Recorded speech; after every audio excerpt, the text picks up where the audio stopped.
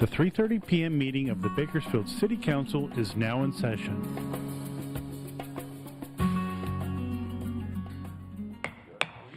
Good afternoon. It's my pleasure to call to order the 3:30 regular City Council meeting of March 25th, 2026. Madam Clerk, please call the roll. Mayor Go. Here. Vice Mayor Core. Here. Councilmember Arias. Councilmember Gonzalez. Here. Councilmember Weir. Here. Councilmember Smith. I'm here. Councilmember Coman. Here. And Councilmember Bashir Tosh. Thank you. Welcome. Are you a student from... Student. Well, welcome. We're glad to have you participate. You can see it's not exactly a sold-out crowd today. Do you wish to make a public statement? No. So in that, Madam City Attorney, I'm going to just dispense with that section of it. And then next item, please. Closed session item 3A, conference with labor negotiator pursuant to Government Code Section 54957.6. Thank you. And Motion to adjourn to closed session. we're adjourned to closed session. So welcome. The bad news is that we are going into closed session, so you're not going to get enough of credit. Who's your professor?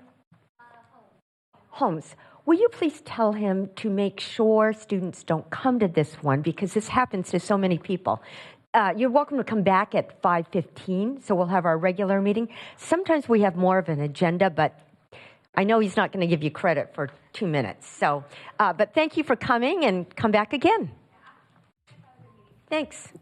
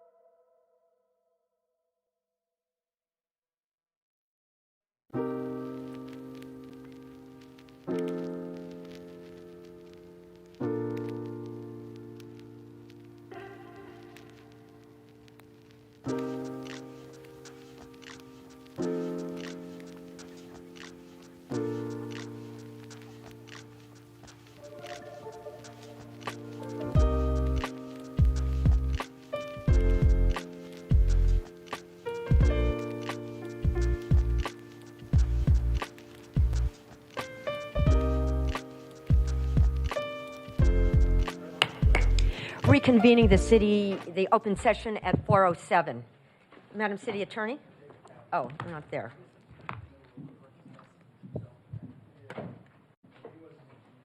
We're back in session.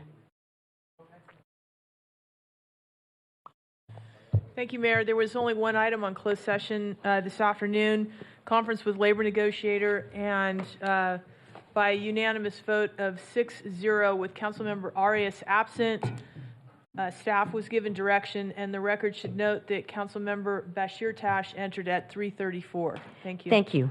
Next item, please. Reports item 5A, second quarter 2025-26 budget update.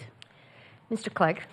Thank you, Mayor and Council. This is consistent with our commitment to bring you quarterly updates related to our finances this year in a little more depth than we have in years past.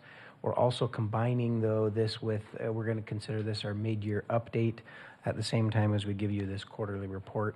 I will apologize on behalf of Mr. Randy McKeegan, our finance director.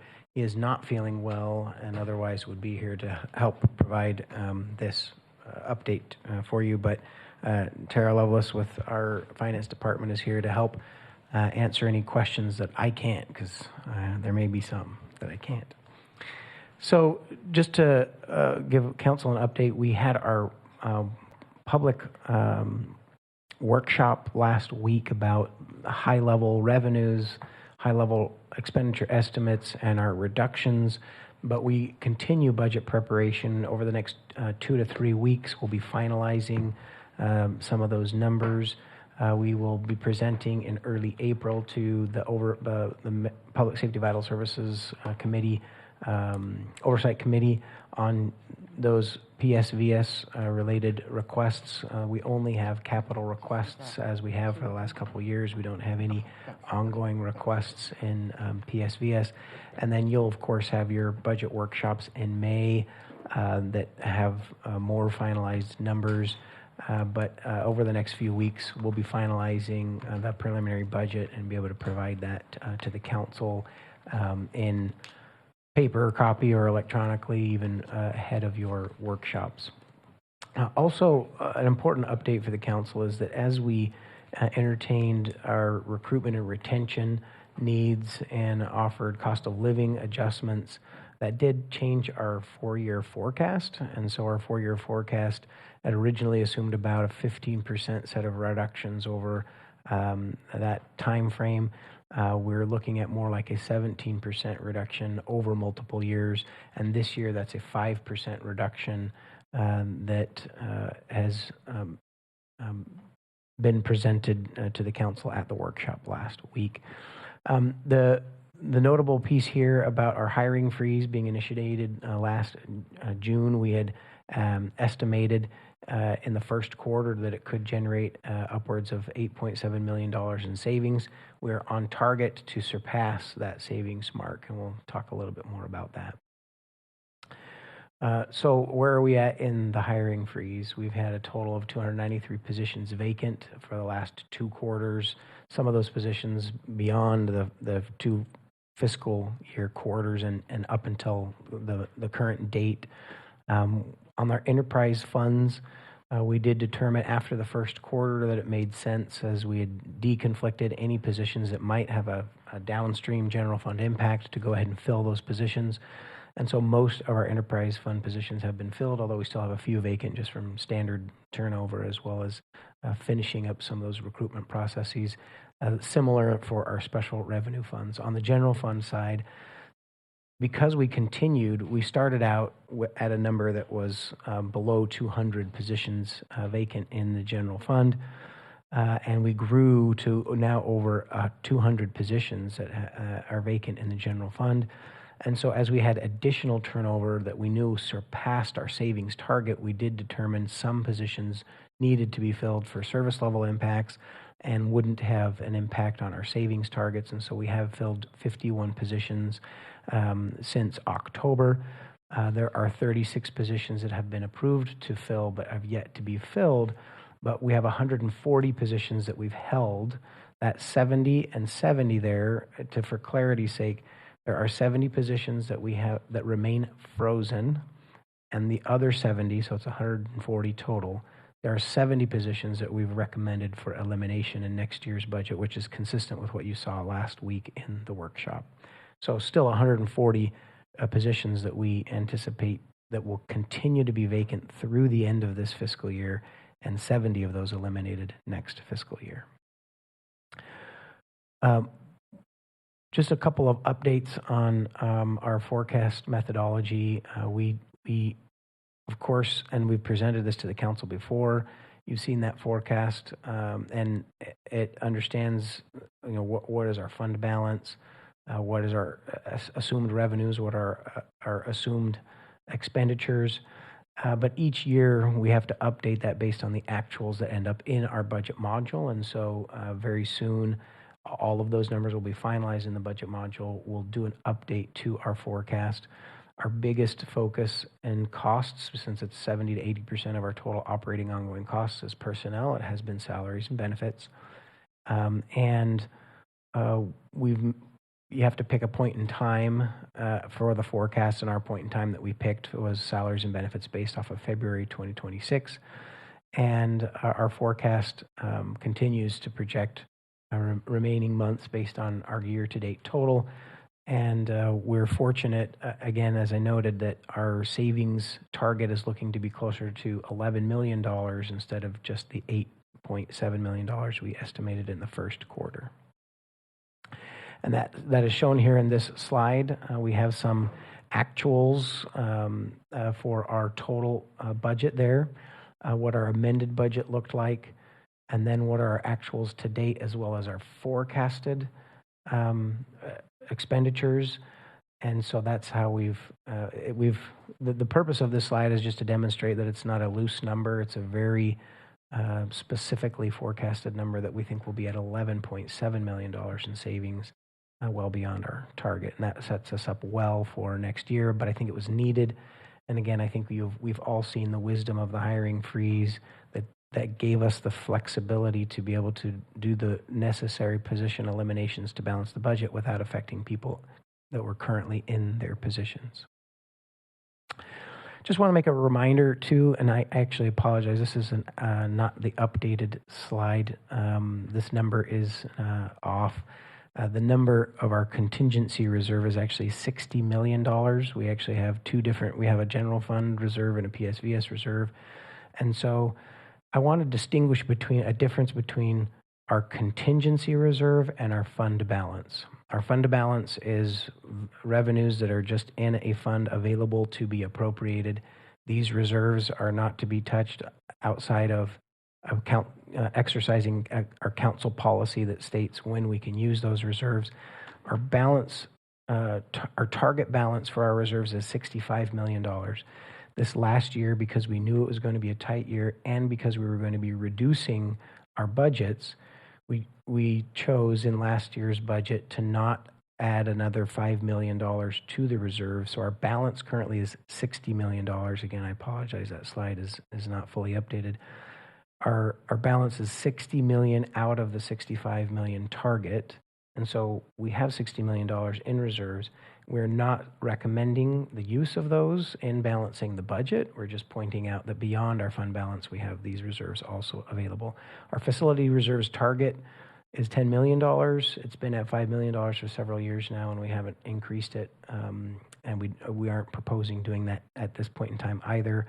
But we do have $5 million in our facility reserves. Our pension stabilization fund, if council recalls, we started with about $1 million and a half into that stabilization fund. We added a few more million, but we've actually seen some very good interest growth in that pension stabilization fund. And your council policy, as a reminder, is anytime we have significant one-time savings, that at least 25% of that go into the pension stabilization fund before it's considered for any other purpose. And so we've been able to build that up over the years, and we've got a healthy balance now. I'm not recommending in this coming year that we use the stabilization fund to balance the budget. Our target right now with CalPERS pension spike is 2030, 2031 will be the highest years of CalPERS cost increases. After 2030, 2031, we start to see our pension obligations reduce because of several factors, but largely the pension reform impacts really start to kick in at that 2030, 2031 timeline. Though that timeline could shift a little bit depending on CalPERS return rates, we know that, but we are saving up that pension stabilization fund to smooth out those peak cost increases in the years just prior to 2030 and 2031. Lastly here, just again, highlighting that we're going to continue our hiring freeze through the end of the year for those 70 positions and the 70 that will be eliminated. I've already given you a quick overview of what the dates and timeline will look like for completing the 26-27 budget. And then we have a few last corrections that we're making that could generate small amount of one-time monies from the closeout of last year. We're talking probably about $1 million plus or minus, and so I'm not recommending appropriating that funding to do anything at mid-year currently, and rather just push it forward into next year's budgeting process to help balance that budget. And with that, I'll take any questions. Madam City Clerk, is there anyone from the public who wishes to speak? You turned in a card? Mayor Go, we have not received any speaker cards. Thank you. So we'll go now to council for comment. And have you opened up my request to speak? I just see something flashing with no names. I see no request to speak. Councilmember Gonzalez. Thank you, Mayor. Thank you, Mr. Clegg, for your presentation. Just a couple of brief questions. First and foremost, regarding the city reserve balances, I want to thank you for including this slide.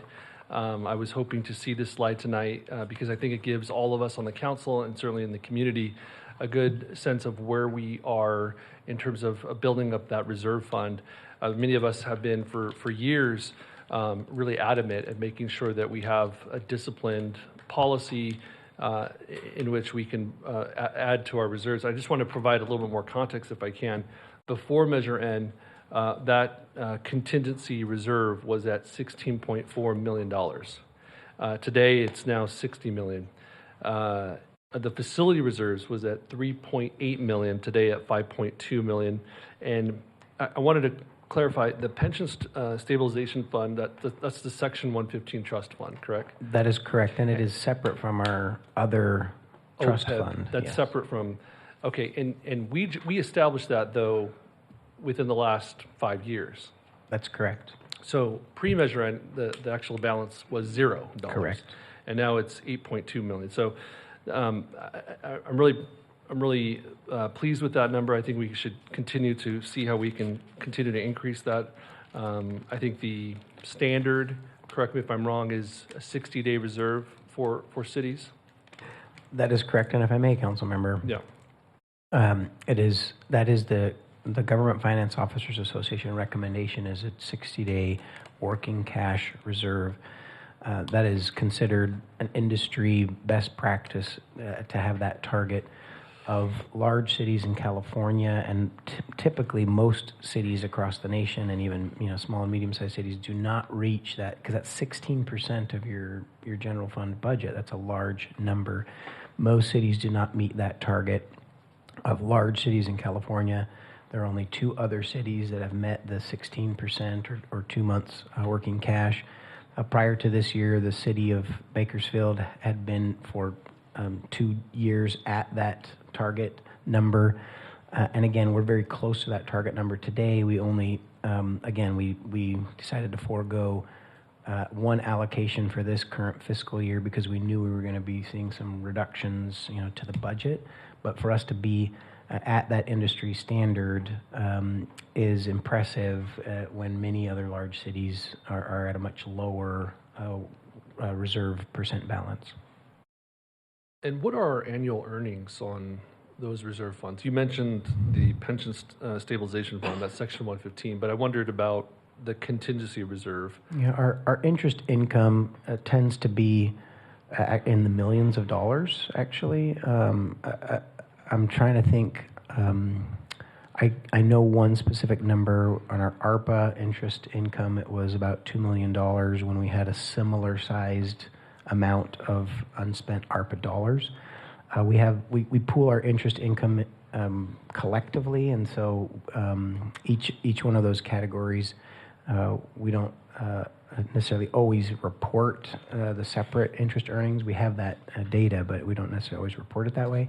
But it is in the millions of dollars of interest income. Mm-hmm. Okay.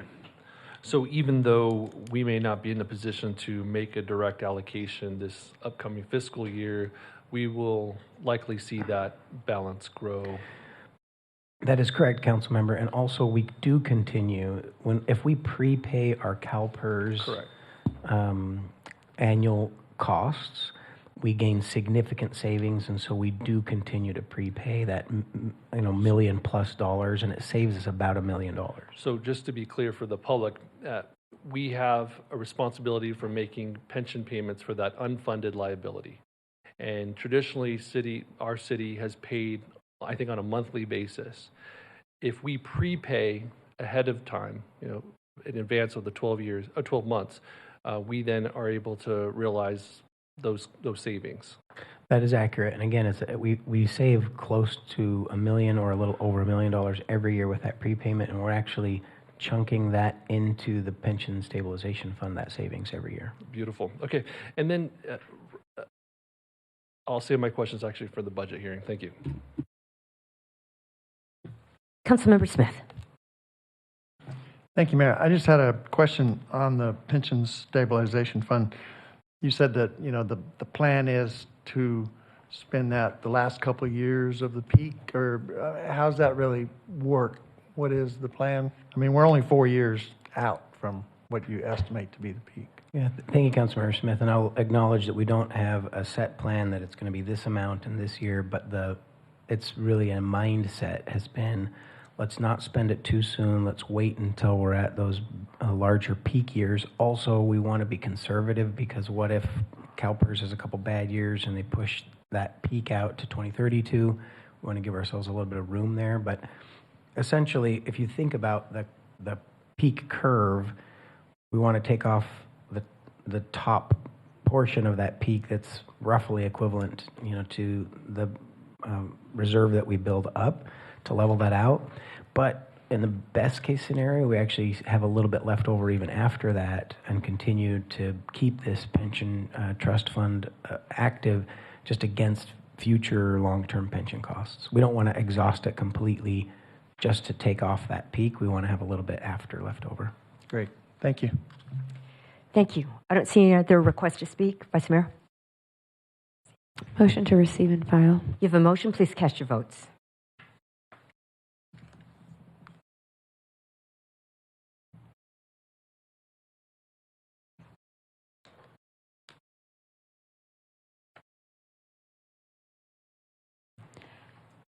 Motion is approved with Councilmember Arias absent. Thank you. And with no other business, we stand adjourned at 4:25.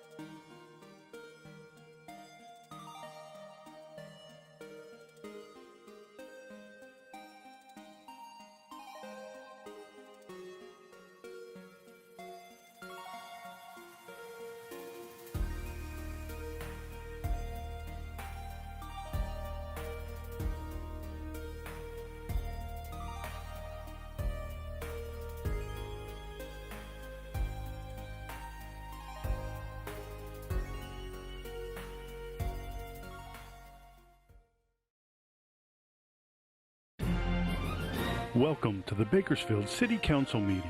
This television broadcast is brought to you by the local cable companies, the County of Kern, and the City of Bakersfield. You can watch the rebroadcast of this meeting Saturday at 7 p.m., Sunday at 10 a.m., and the following Wednesday at 7 p.m. You can download the agenda for this meeting at www.bakersfieldcity.us. Presiding over this evening's meeting, the Honorable Mayor Karen K. Go. Good evening. It's my pleasure to call to order the 5:15 City Council meeting of March 25th, 2026. Madam Clerk, please call the roll. Mayor Go, Here. Vice Mayor Core, Here. Councilmember Arias, Here. Councilmember Gonzalez, Here. Councilmember Weir, Here. Councilmember Smith, I'm here. Councilmember Komen, Here. and Councilmember Bakirtosh. Here. I almost forgot you. Well, welcome to everyone. It's wonderful to have you here participating in the civic process. We have a whole section of our interns who are in the youth job program, and I hear that they are very, very surprised that so much goes on in the city that they never knew about, including how trash gets picked up. So to all of you, thank you, staff, and thank you to all of you who support city government. It's been a joy thus far to have you here, and we just hope that you will consider coming back and serving. Tonight, we had the pleasure of having Pastor Marla Black of Dominion Worship Center to offer the invocation. Pastor, thank you so much for all that you do. I know that you're having a youth conference soon, and it's been a pleasure to be with you during the women's conference, and thank you for your service to the community. Thank you for providing meals to those in need and supporting Teen Challenge, serving in juvenile hall and retirement homes. And then following the invocation, we have a very special person to lead us in the pledge. Amrita Singh, who's an 8th grader at St. John's Lutheran School. She is the Kern County Spelling Bee champion. After spelling the word, let's see how many of you even know this word, Chorton. And after you do the pledge, maybe you can tell us, spell it and tell us what it means. She's going to be representing us at the Scripps National Spelling Bee in Washington, D.C. in May, and she secured first place in math counts at California's Kern County chapter competition. She has a 4.2 GPA. She plays tennis and basketball, and she aspires to attend a top medical school, following in the footsteps of both her parents, Dr. Jasleen Dougal, who's proudly filming right over there, and then Dr. Jeet Singh. So at this point, would you all stand, and we'll have Pastor Marla go first, and then Amrita, you'll go next.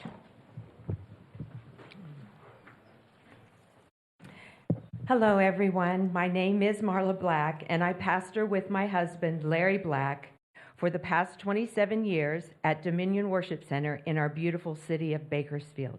Thank you, Mayor Go, for the invitation, and I want to thank all of the council members for your service. I consider it an honor and privilege to pray with you today. Let us pray. Heavenly Father, I invite and welcome your presence to come and abide in this room and in this meeting today. I ask that you would bring to the council's remembrance of why they desired or felt called to serve our community. Encourage them today. They are in the front lines, and I ask that you would renew their strength, release a fresh boldness and courage to stand for truth and justice, motivated with compassion. Where they may have felt persecuted at times for doing what is right, please bring healing to their hearts. I pray protection and understanding for their families as they unselfishly lead our city. Restore the council's faith and trust in you, Lord, where frustration or disappointment may have tried to settle in their mind and hearts. We thank you, Lord, for our city council. As they steward and govern today, I pray for wisdom, guidance, and direction in all the decisions they make. May they be peacemakers and not peacekeepers. May the council come into unity and peace in all that is discussed without haste. Release new strategies from heaven, creative ideas to solve issues that we know only you can give, Jesus. Help them to prioritize properly the issues at hand for our city. Lord, I ask that you would raise up Bakersfield to be a model for those to follow and grant us favor in this state. I take authority over all the powers of darkness that would want to destroy, bring chaos, or confusion into our city. I declare that no weapon that would be or could be formed against our city, that it will not prosper. I ask for anything hidden, deceptive, or manipulative to be brought to the light to be dealt with. I declare Psalm 91 as protection over our city. Now I pray, Lord, for you to bless beautiful Bakersfield. May we all choose to honor you, Lord Jesus, walk humbly before you, and acknowledge you in all our ways. Amen. Amen. I'm right down. Just go right there. Salute, pledge. I pledge allegiance to the flag of the United States of America and to the republic for which it stands, one nation, under God, indivisible, with liberty and justice for all. Thank you. You may be seated, and would you stay there?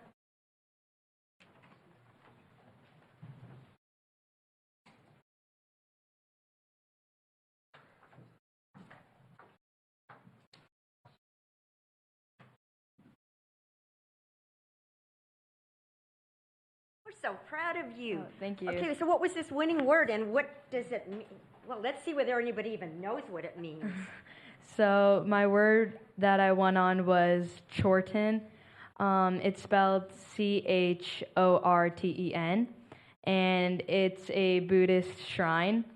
And yeah, that was the winning word, but I never heard it before, so yeah. Does anybody in the audience would anybody have known what that was before he said this? You're exceptional. I know, thank you. I really appreciate it. When I saw the word, it's I know, but I'm really grateful to be here, so thank you. And would you like to introduce your special family member? Oh, yeah. So standing right there is my mom, Jocelyn Dougal, and I'm really grateful that she could be here to bring me. Thank you. We are so proud of you. We're wishing the best. I feel very honored. Even yesterday, we were invited to be her mom at California Retired Teachers Association, and me and my husband, Dr. Singh, we know a lot of people in the community, and it is so nice that not to be called as doctors, but Amrita's parents. Amrita's parents, that's what it is. So it's my honor to present this to you in honor of your winning first place in the 2026 Kern County Spelling Bee Championship and in recognition of your hard work and outstanding efforts to achieve excellence. Congratulations on this exceptional milestone. And then when you come back as the national champ, we'll just do it again. Shall we take a photo there? We're going to...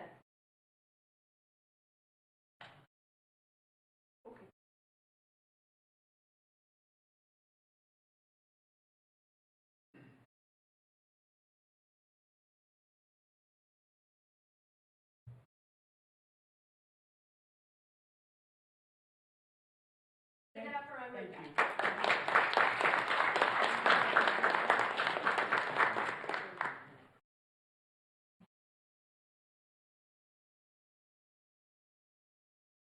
Click next.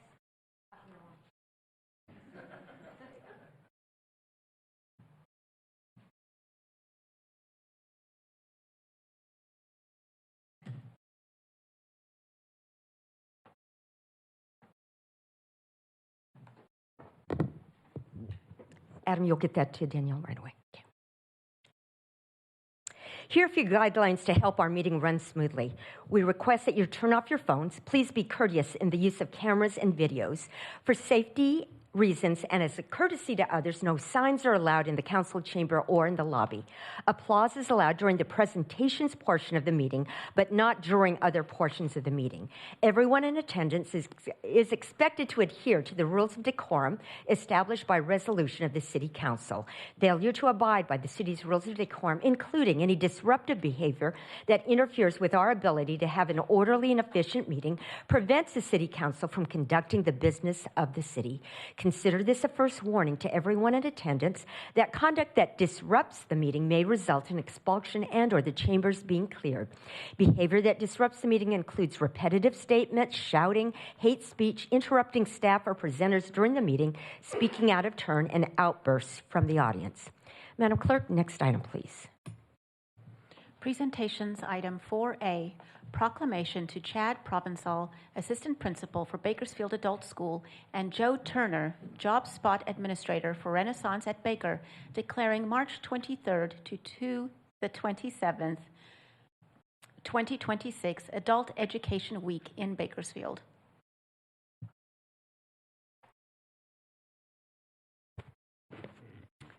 Well, it's always such a pleasure to visit the adult school because you have learners who really want to be there. It's not quite like in high school being forced to be there, but these are adults who are eager to learn, and it's always wonderful to see that eagerness. It's my honor to be able to present this proclamation. Whereas the state of California will observe Adult Education Week March 23rd through 27th, and whereas the Kern High School District, along with its Board of Trustees, acknowledges that the Bakersfield Adult School serves the changing economic and cultural needs of a vigorous, expanding community, and whereas Bakersfield Adult School prepares more than 5,800 students to meet their academic, personal, and professional goals by enrolling in one or more of the diploma GED programs, and whereas in 2025, 283 adults received their high school diploma, 51 adults earned their GED, 617 adults at the Bakersfield Adult School and the Lerdo Detention Center completed one or more career technical education programs, and 75 adults in the Lerdo Detention Facility completed court-ordered parenting and neglect classes to reunite with their families.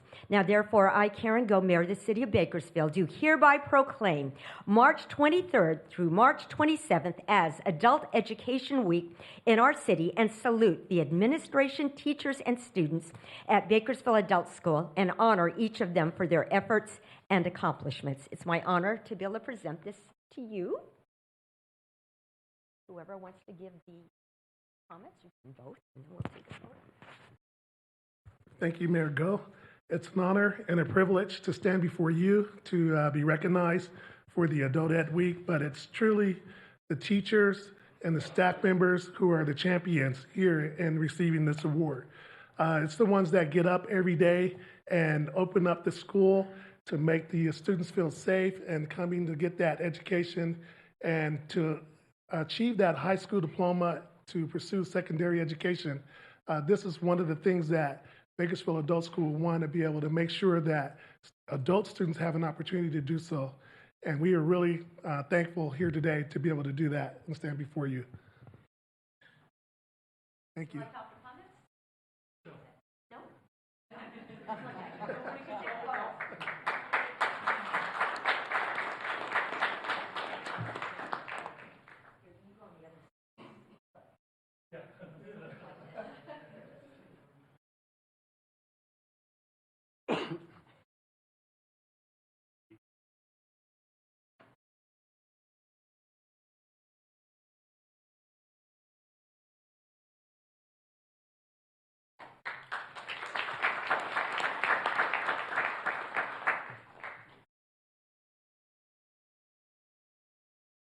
Madam Clerk, next item, please. Presentations item 4B, proclamation to Paul Geip, coordinator for the Bakersfield Parkinson Support Group, Nancy Niles of the Bakersfield Parkinson Support Group, and Harry Starkey, president of the Parkinson's Association of Northern California, declaring April 2026 as Parkinson's Awareness Month in Bakersfield.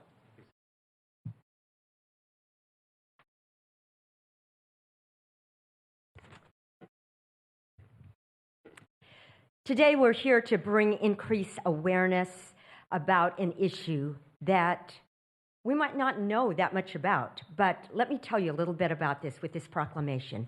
Whereas Parkinson's disease, a chronic progressive neurological disease, is estimated to affect more than 10 million people worldwide and approximately 1 million people in the United States, and whereas Parkinson's disease is the fastest growing neurodegenerative disease with 90,000 new people diagnosed each year in the United States, and whereas there is no objective test or biomarker for Parkinson's disease, and there is no cure or drug to slow or halt the progression of the disease, and whereas organizations and groups including the Bakersfield Parkinson's Support Group are working diligently to bring awareness to our community and share ways residents can support those impacted by Parkinson's.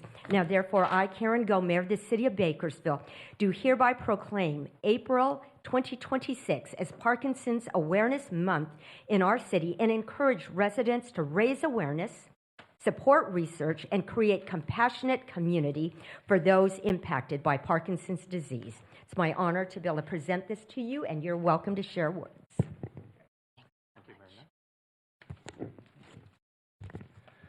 I want to thank Mayor Go, her staff, and of course the members of the City Council for their support of our proclamation.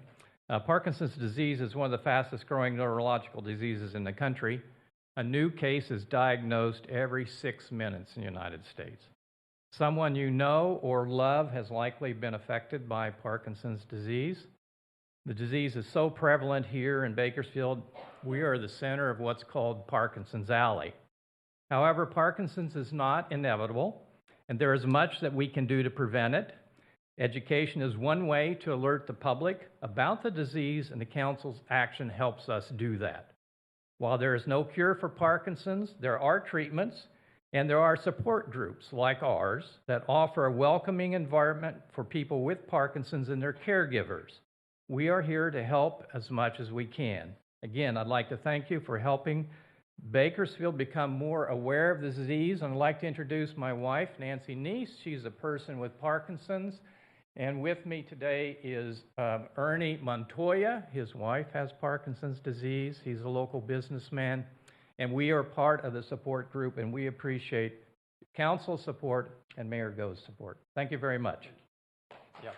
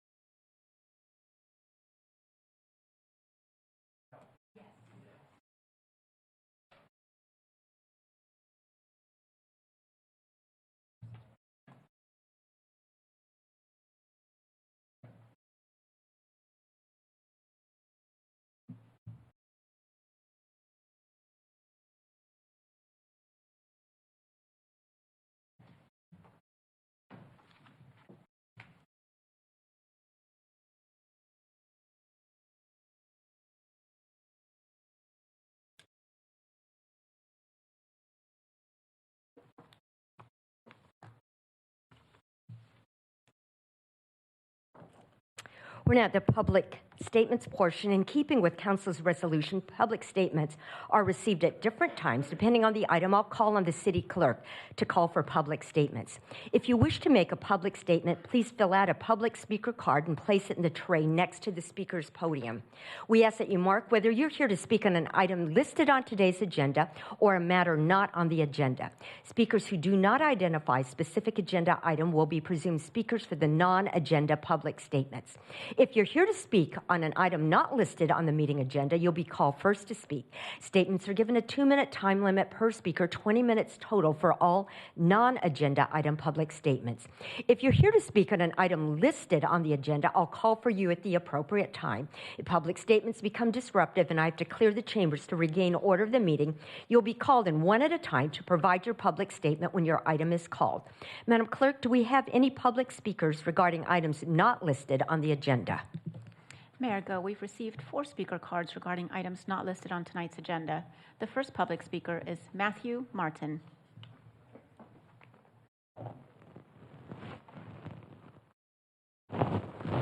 Good evening, Madam Mayor and members of council. My name is Matthew Martin, and I'm here today to talk about Great American Cleanup, and it's such a wonderful thing. So keep Bakersfield beautiful. I'm the chair of Great American Cleanup this year. It's our 23rd, so I'm here to invite the mayor, who's always a big part of it, and the council. This year it's going to be Saturday, April 18th at Yokitz Park. It really is a great thing. For those that don't know what it is, we get 5,000 folks in our community that come together and volunteer. Last year we had 68,000 pounds of trash that we picked up just on that day. So it's really cool. It's my 8th year involved with the committee, and this year I'm chairing. And we have a lot of great sponsors. Last year we had the Mayor's Challenge for the high schools. Miramonte and BCHS tied, so we're trying to get more folks out, more teams. So I encourage you all to attend. It's a wonderful thing. So thank you for letting me speak. Thank you, Mr. Martin. We encourage all of you to come out. Next speaker, please. Michael. Oh, let's look at the results. Why don't you come back up and can you just go over the results, just so our council members know. Each of you appoints 2 people to the committee, and these are the results. We had a rainy day last year, and these are still the results. Yeah, go so ahead and just go over those. 63,000 pounds of litter, 2,000 pounds of mixed recycling, 4,500 pounds of organic recycling. And what's cool is we've engaged high schools and so many different groups and community folks that have come together and sponsored. And it's such a beautiful thing. We always have a different shirt every year that's a different color.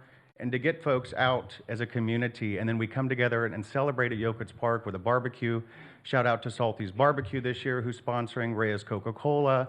We got so many folks, Cal Water. So I encourage you to get out there, get a team. It really is a lot of fun. We start our cleanup at 8, and then we do the ceremony at the park around 11, so it's a great time. Really Thank you, is. Mr. Martin. Yeah, thank you, Madam Mayor. Councilmember Bashir Tosh.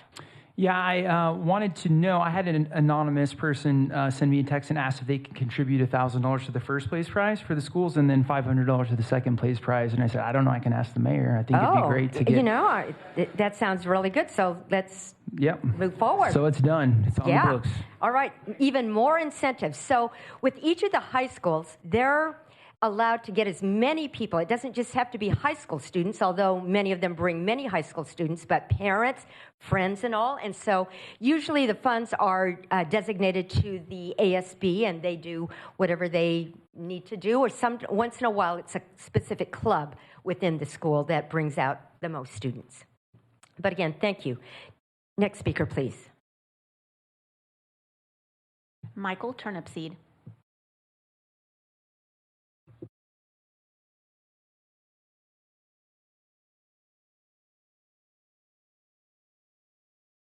Madam Clerk. Yes.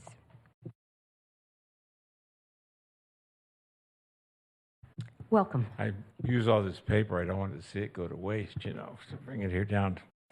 Good evening. I'm Michael Turnipseed. I represent the Kern County Taxpayers Association. And I'm going to talk about a very nerdy subject, your annual financial report. For the last 4 years, it has not been done on time.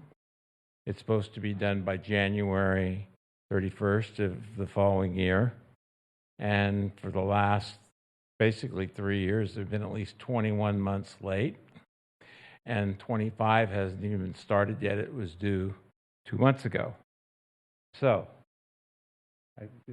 the issue matters especially because Bakersfield is likely approaching major sewer financing, maybe another utility financing, and this is the basis of this is your financial statement to the world that everybody looks at. And I think it's very important.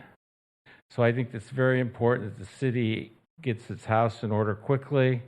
It needs to create a financial reporting task force. It really needs to bring in a government accounting specialist who could make sure that these are closed. Most cities try to have theirs done in 4 months, and yours is now 22 months late for the 24 year. Number 3 is the establishment of an audit committee with the council. Many cities have audit committees. I don't think you have one. You need to modernize your financial systems. Again, adopt the 120-day ACFR goal. And the larger governance lesson is a late ACFR is not just an accounting issue. It reflects the operational maturity of city government. Thank you for your time. Thank you, Mr. Turnipseed. Madam Clerk, next speaker, please. Jamel Wiley.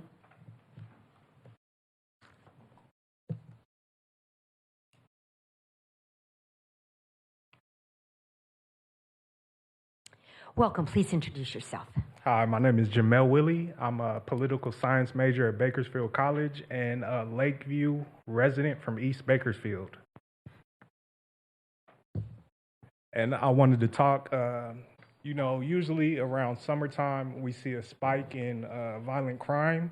And so I wanted to approach the city council to see what your proactive approach is to this. There's various different cities that have tried different approaches.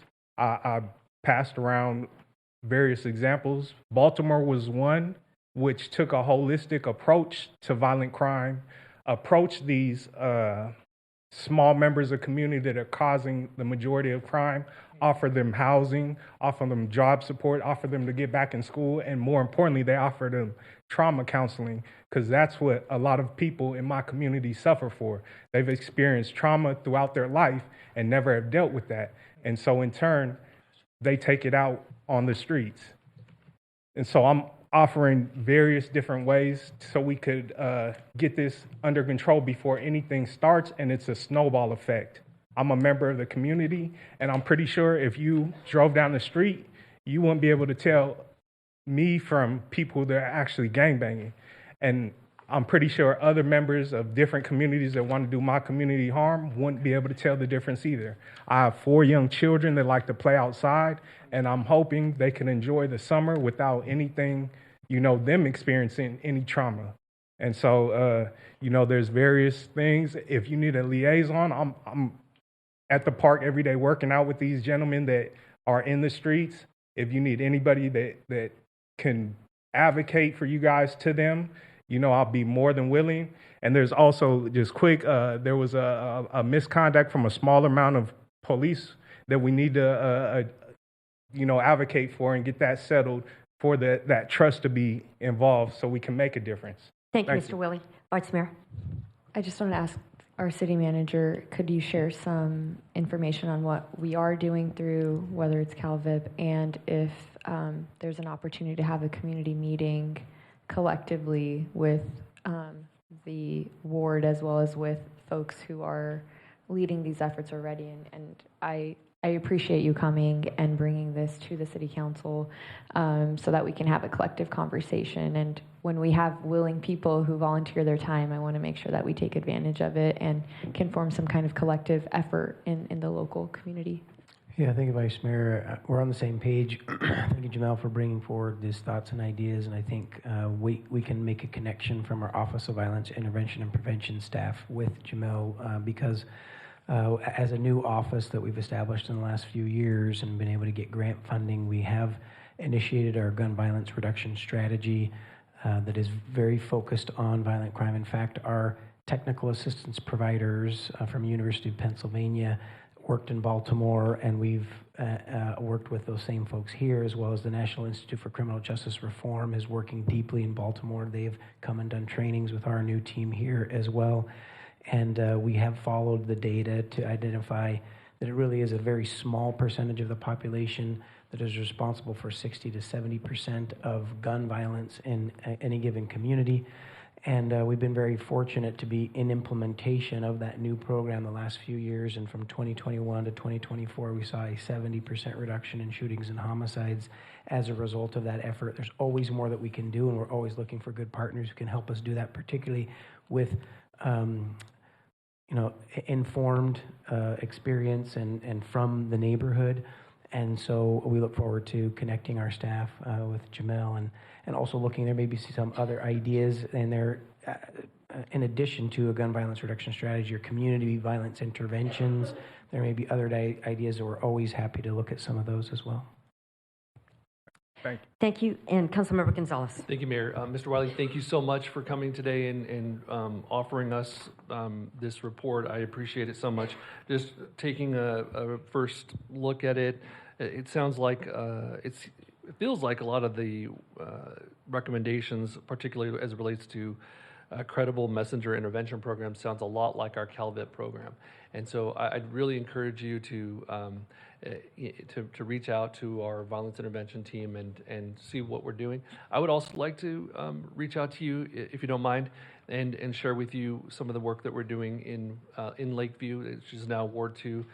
My colleague, Councilmember Arias, and I have been working, partnering for a number of years now because we believe the same thing you do. You said it really well in terms of taking a holistic approach to violence reduction and actually improving the health and safety of a neighborhood.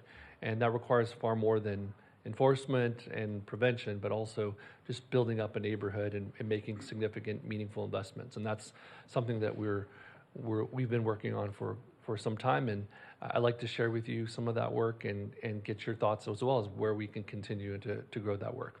Thank you again for being here. Thank you. Madam Clerk, is that the end of that group? Mayor Go, we have one more public speaker. Would you please call that person? Johnny Alaguez.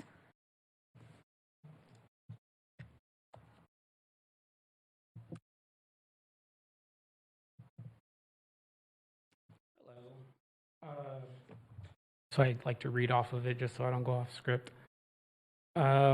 So after listening to the speech on adult school, I have a recommendation for the council. Not all of you guys, just some of you guys. The Bakersfield Adult School should offer morals and ethics for city council members, specific city council members, specifically those getting grants for $22,942,035. They just did a retroactive amendment for this city council member's church for $9,533,219 for the next 5 years. So morals and ethics are really important, to me at least. Anyway, with that said, maybe we could use that money for the sewer rate that you guys are trying to do. I mean, right now, or last time around, David Couch came here and I was here. David Couch offered to help with the sewer rates, to do some kind of collaboration with the city of Bakersfield, but it appears you guys didn't do that because the rates are still going up way too high to, I think, everybody's liking. Just so you know, I actually had a provisional patent on a water conservation device that I invented. I also worked with Cal Water for years as their maintenance. I ran a company that was shut down as a result of you guys. And I did all the maintenance for Cal Water. So I'm very familiar with water, sewage. So if you guys need any help, let me know. But I highly recommend the adult school provides moral and ethics classes for you-know-who. Thank you. Madam Clerk, do we have any other speakers? Mayor Go, that was our final speaker for non-agenda item public statements. We also have not received any speaker cards regarding agenda items. Thank you. And just want to make sure, because this would be the time to speak on appointments, item 6A, or items listed under consent calendar, item 7. So seeing that we have not received any, we will now move on to the next item. Next item, please. Appointments item 6A, one appointment to the Keep Bakersfield Beautiful Committee, Ward 6 alternate member, due to the resignation of David Baker. Applications for appointment have been received from Hovik Bedurian, Jesse Delawal, LaDonna Dodge, Troy Fidus, Nayeli Franco, Jenny Curdy, Daniel Nolan, Lindsay Parker, Sandy Turner, and James Howard Wheeler. Thank you. This appointment is by ward. Therefore, I'm going to call on Councilmember Bashir Tosh to share his alternate Keep Bakersfield Beautiful member nomination for Ward 6. My nomination would be LaDonna Dodge, please. Thank you. And so we're going to say that that is a motion. Is it? LaDonna Dodge. Motion to approve LaDonna Dodge. LaDonna Dodge to the Keep Bakersfield Beautiful Committee as the Ward 6 alternate. You have a motion. Please cast your votes.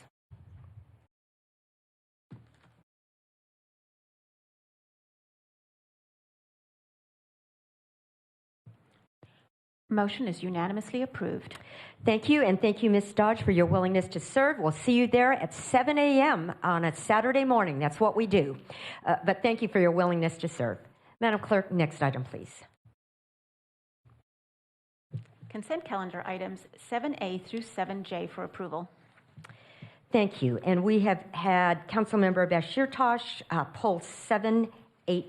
I haven't received any other requests for recusal or to be pulled. So, Madam Vice Mayor. Motion to approve consent calendar items 7A through 7J with the exception of 7H3. Thank you. You have a motion? Please cast your vote.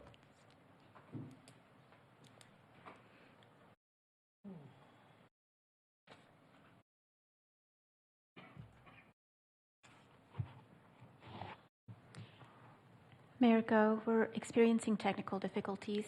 Can I please conduct a roll call vote? Yes, please. Vice Mayor Kaur, Yes.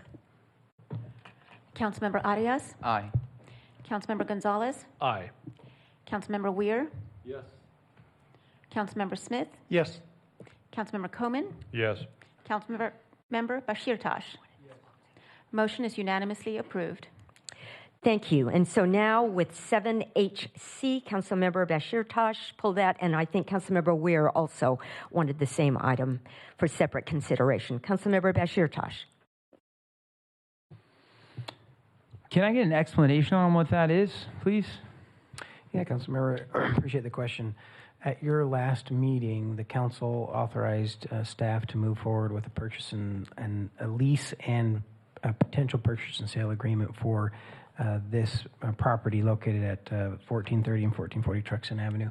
At that time, there was a request to have some additional information by council, and so staff, in an effort to respect that request for that additional information, we didn't move forward with a deposit at that time. This number and this amount was included in that prior staff item. It's consistent with the lease and purchase and sale agreement, but we hadn't appropriated the dollars yet to make the deposit until we gave one more meeting until council could review some of the documentation that was requested. But this is just, it's consistent with the same action of 2 weeks ago. It's no additional documentation or changes to the deal.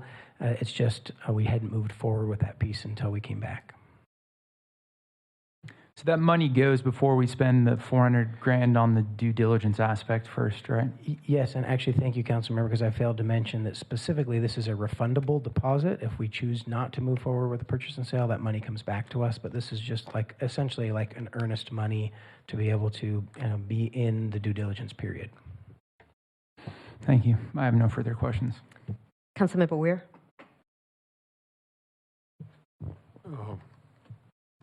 Okay, thank you. I appreciate that. Could you just paraphrase what the financial position that we're in now? In general, I assume, Councilmember? Yes. Yeah, we're in a period where our expenditures are increasing at a greater rate than our revenues. And so we are in a mode where we're restructuring some of our fiscal spend to be back in line with the lower revenues than we have than our expenditures have been. Okay. How about next year? What does next year look like? It looks to be probably the same, Councilmember. I think we'll be in a mode where we continue to identify ways to prioritize funding on what's most important, reduce spending, find efficiencies, because we expect that our our costs will continue to rise faster than our revenues. And in the midst of that, and then adding to that our water problem, we're going to spend $13-14 million to buy a building that I don't know if it'll be occupied or not. Apparently we have some need for that. I'm not exactly sure why, but if things aren't going well, why are we thinking of a $14 million purchase? That's a great question, Council Member. This is actually part of our cost savings and restructuring plan. We're spending a large amount of lease monies every year for staff office space. We ran out of staff office space back in 2021. And this is principally for our police department. As we were growing the department with the Public Safety Vital Services tax, we needed new office space. There wasn't enough office space in this core set of city buildings downtown at the time, and so we leased office space. Unfortunately, that lease cost has grown over time, and this actually will help us save about $1 million a year in ongoing annual operating dollars, while also acquiring an asset that has a future value and life for the city. And so while I appreciate your question that it may seem contradictory, it's actually part of a savings strategy that gets us out of a lease scenario. We stop paying those lease payments and we're able to have a city asset that can house our staff without further ongoing costs. And we're doing that by buying a $14 million building? That is correct. There's a few other aspects to this where the building has other occupants, and so they help to pay revenue.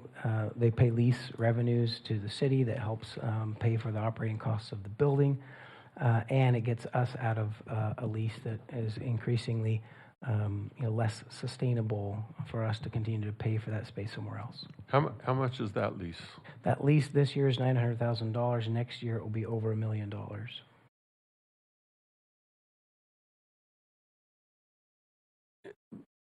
Okay, $14 million over here, $1 million over there. What makes you so sure that tenants are going to thrive to that building? Because the building's, I don't know, it doesn't seem like anybody wants to own it right now. Council member, there are actually tenants already in the building, and several of those have long-term leases. Some others will have leases that may come up in the next few years, but we would occupy a portion of that building with our own staff, and also there are tenants in there, and we feel confident there will continue to be tenants in that building. And again, I think the one-time expenditure is notable, but we're able to amortize that over time and be able to pay down the costs of that purchase. But even in the short run, we have a notable savings on the lease costs or the office space costs compared. It'll be cheaper for us to be in that building on our annual costs than being in this other building. Plus, our annual, essentially, lease payments back to ourselves go towards the purchase of that building over time. And again, in a short time frame, we'll be the owners, and we won't have that payback of the cost for the building, and that will be an annual savings of more than $1 million a year. I hear what you're saying. It just doesn't add up. It's contradictory to good finance and what we need to do here.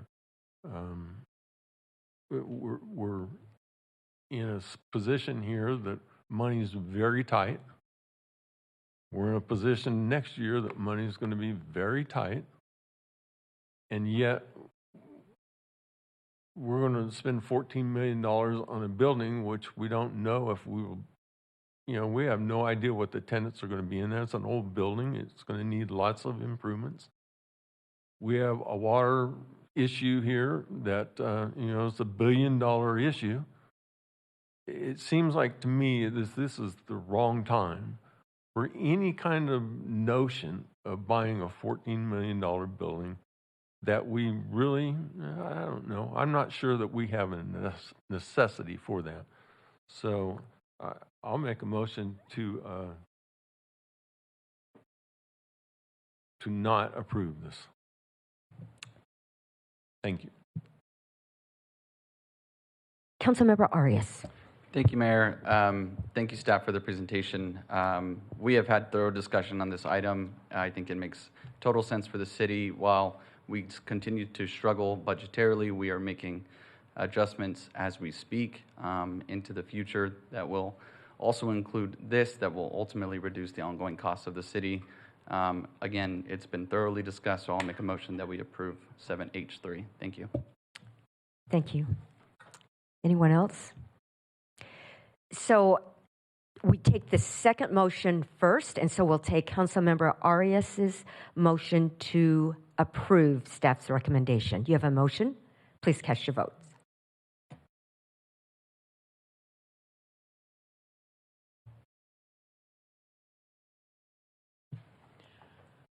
Motion is approved with Council Members Weir and Bashir Tosh voting no.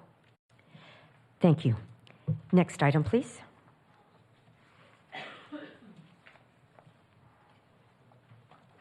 Reports item 10A, Community Choice Aggregation Update. Mr. Clegg.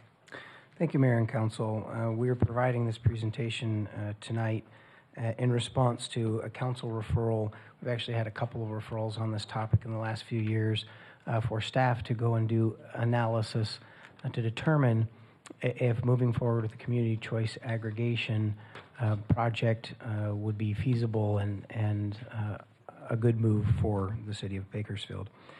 This presentation tonight actually is going to combine two different presentations. We have several technical experts who have been helping us to do this analysis that are going to share that information with us. First, from Cal Choice, which is a JPA that operates community choice aggregators, but also we did a solicitation for individuals who could do this feasibility study for us, and we selected Cal Choice to do that study for us. And so Barbara Boswell from Cal Choice will be providing this first segment. After Barbara is done, we actually have our partners from Wildan who have helped us on some other energy generation, energy efficiency analysis. Will provide some information about the feasibility of a larger scale actually energy production and municipal energy production. And so Scott Strom and Jason Cottle will help us provide that portion of the presentation. But as we kick it off, we'll turn it over to Barbara to walk us through their analysis related to a CCA. Welcome. Thank you. Good evening, Mayor and Council members. I'm Barbara Boswell with California Choice Energy Authority, also known as Cal Choice. Cal Choice was engaged by the city of Bakersfield to prepare a community choice aggregation, or CCA, technical study. We no longer call it a feasibility study because we know CCA as a entity is feasible. It's what the costs are and how competitive you can operate a CCA compared to the incumbent IOU. The purpose and methodology of the study was to identify the program benefits and risks of operating a CCA in Bakersfield, identify the critical steps involved in forming the CCA, and then review Bakersfield historical electric usage that we received from PG&E for the prior calendar year to forecast resource requirements of operating the CCA program for eligible customers, and then determine the financial results of that program. So what are the benefits of a CCA? Why would you consider forming one? We've identified three general categories of benefits. One is promoting local control, transparency, and accountability. It provides consumers with a choice where they don't currently have one in terms of provider or where their energy comes from. It also prioritizes local goals and policy objectives. Those revenues that are generated by the CCA are local, and the City Council determines how then that net revenue is spent for the benefit of the city. It also is an opportunity to advance economic development. You can reinvest the CCA program revenues in the local economy. There are no shareholders where there's a dividend being paid to, and so those revenues then are available to the city. It has the potential of creating local jobs and developing new energy projects. You can also utilize the funds for establishing local programs and energy resources. You can develop programs, for example, that are specifically targeted for low income or disadvantaged communities. You can develop resiliency programs and local generation programs, and also offer energy efficiency and other cost savings incentives for the community. There's several steps required to develop a community choice aggregation program. It is a long process. It takes more than a year of planning and steps involved to implement a CCA. We're at the first step, which is completing the technical study. From here, should the council decide they wanted to continue to move forward, you would need to draft and submit what's called an implementation plan to the California Public Utilities Commission. That plan includes steps and information such as what type of governance structure or how you would staff the program, what type of expertise and what that planning is for that. You would need to develop a financing plan for the program and also prepare an energy resource procurement plan. That's then filed with the PUC, and then they certify it to ensure that it included all of the elements required. Once that's completed, and assuming that the PUC did certify it, we would complete regulatory and compliance registrations. The city would then begin developing its operations and developing operating policies and procedures and move forward with that. All of those steps take over a year, and the city is, you can direct staff to develop an implementation plan. That does not lock you into forming and operating the CCA. It's one step in the process. You wouldn't actually be committed to moving forward until April of 2027, which is after the PUC certifies the plan and you've started working in the energy resource adequacy filing program. And so at that point, there's pretty much the commitment to move forward. So there's still time to continue evaluating and determining whether it's right for Bakersfield. So these two charts look at how does your customer base break down between number of accounts and then the energies used. The dark blue section represents residential, and so over 95% of your customer base by count numbers of accounts is residential. However, when you look at how much energy is being used, that's really 50-50 between residential and then the various large, small, and medium businesses in an industry and agriculture. In terms of what type of electric power mix is needed, CCAs must follow the state's requirements with regards to meeting the renewable energy requirements of the state. The laws currently state that we have to procure 60% of the electric supply from renewable energy sources by 2030, and a 100% greenhouse gas-free mandate applies in 2045. So as what's known as a load-serving entity, CCAs have to follow and buy the same mix of power supply that the utilities do. In addition, 65% of the renewable energy must be procured through long-term contracts, which is defined as 10 years or longer in term. So once we had the energy usage and we understood the usage by customer segment, we were able to then determine what the costs of operating and potential revenue we could realize through that program. So we developed a pro forma using a set of assumptions. Again, they're assumptions based on today. We know that our assumptions today, what we are looking at in terms of costs, will change, but it does give us the baseline of how does it look from a financial perspective. We don't assume that all customers will participate. So as you may be aware, CCA program, the way the law was written, all customers must be automatically enrolled unless they opt out. And we do know that customers will opt out. And so we assume that at least 10%, we assume 10% of the residential and commercial customers will opt out. Lighting is generally municipal city accounts. We assume that those accounts will stay in. And we also, our rates, when we look at rates, we do it on a cost of service basis. We don't anticipate there being any subsidy or general fund revenues being used to fund the program. We build it to be a self-sustaining program, so cost of service program. So forming a CCA is starting a new business. And as any new business, you have upfront costs before you start bringing in revenue.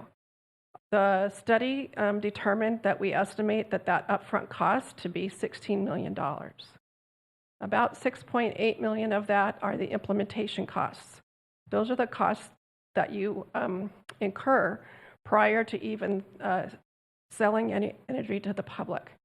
So you'll have staffing and overhead that are incurred in the process of developing the program, setting up the department, and getting ready to serve customers.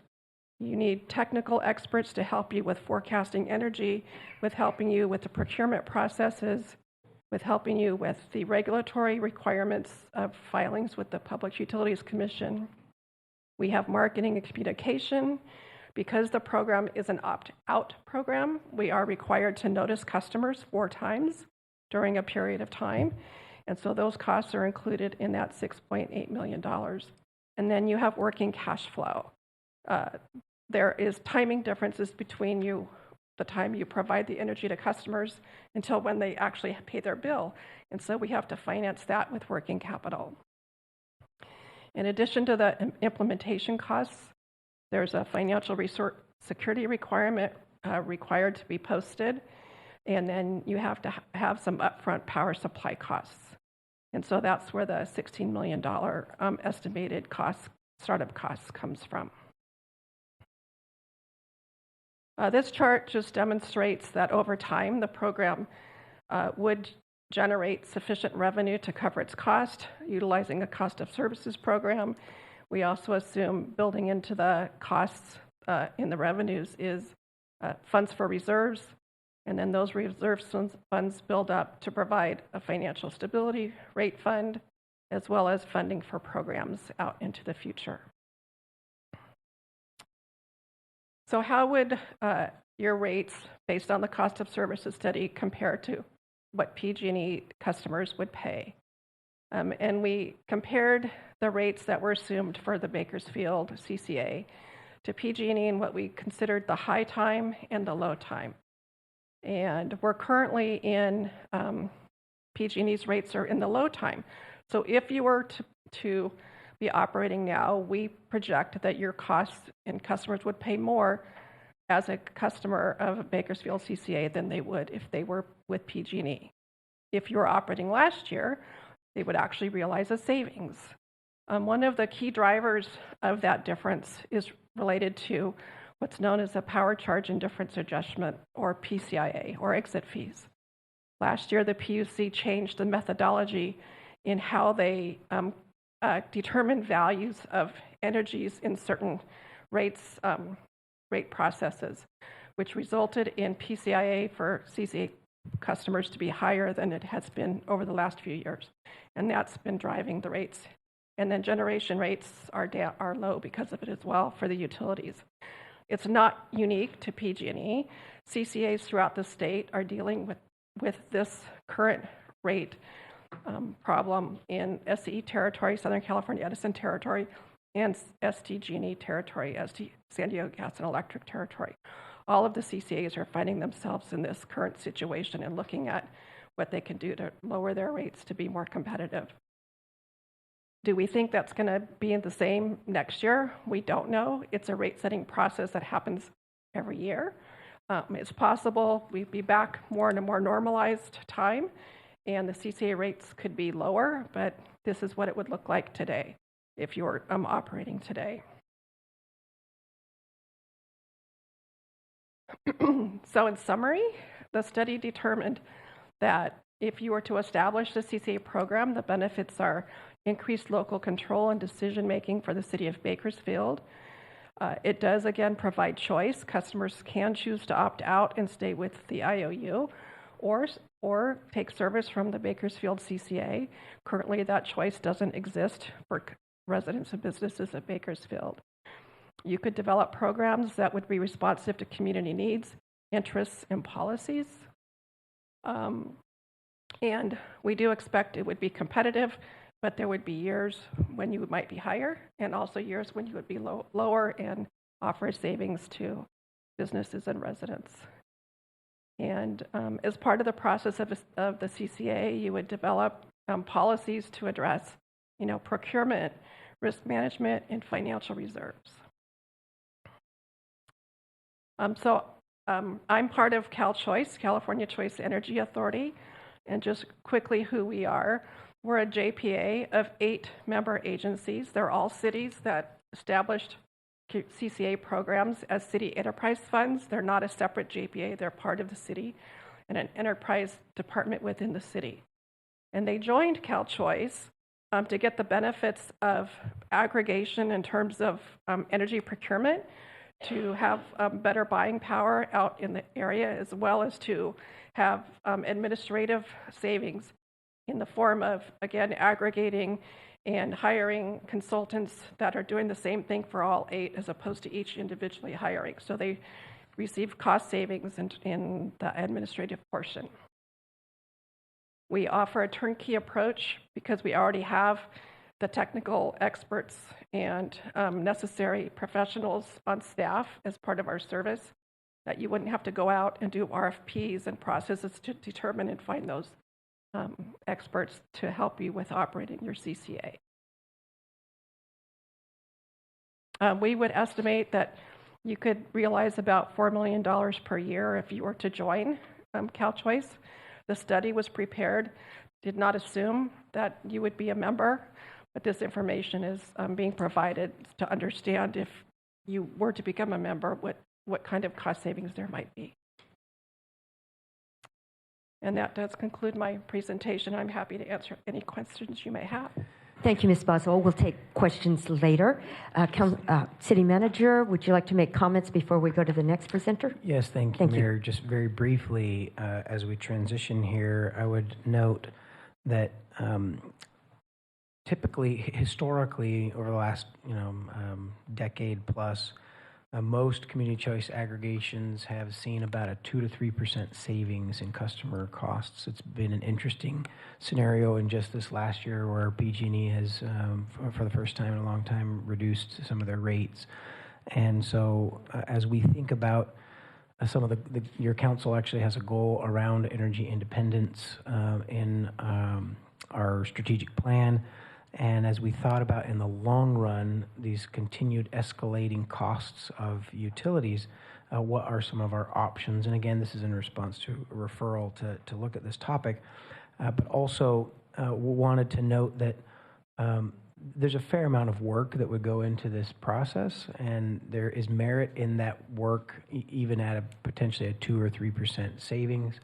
But really, in the big picture, we're trying to think about more creative solutions that could produce game-changing results that aren't just the 2 to 3%. And so as we transition to this next portion, I think coupling this concept with some of these bigger opportunities makes a lot more sense than just doing it for a 2 to 3%. And so we'll turn it over to our partners at Willdan to walk through this portion of the presentation.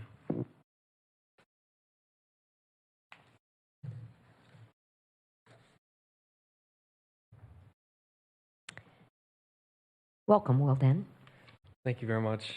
Mayor Go and Council, appreciate the opportunity to speak with you this evening. I'm Scott Strom, the City of Bakersfield Program Director for Willdan. With me this evening, I have Aaron Bies, our Director of Engineering for the state of California, Julianne Anapol, who is a Financial Services Project Manager, and then Jason Cottle, who is, his reputation precedes him with many accolades, being the former city manager of Lancaster, forming the Lancaster Choice CCA, moving into the energy space, and now a partner with our team as well. So just want to quickly expound on City Manager Clegg's introduction of Willdan and some of the things that we are doing very quickly, what we are doing for the city here very quickly. So as Mayor Clegg mentioned, or excuse me, City Manager Clegg mentioned, we are the energy services partner that was selected by the city about 18 months ago.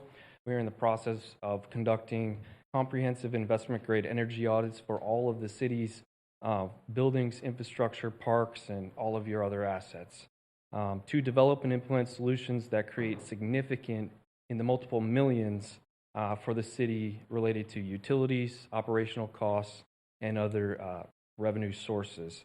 And this is done through energy efficiency, on-site generation, water savings, combining with tackling needed CIP projects, given the budget situation, to modernize your facilities for the betterment of the city and the community.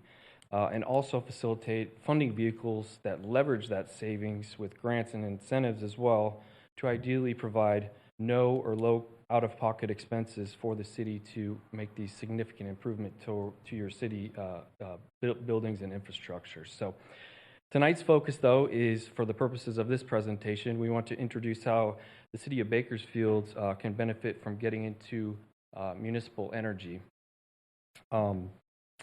That can complement the previous presentation regarding CCA and also independently benefit the city and community for the long term.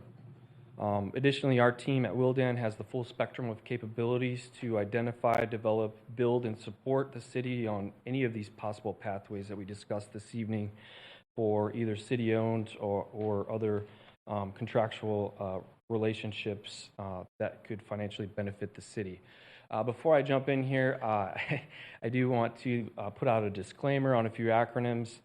You're mostly familiar with many of these, but distributed energy resources, or DER, encompasses solar, batteries, and other on-site generation opportunities for energy.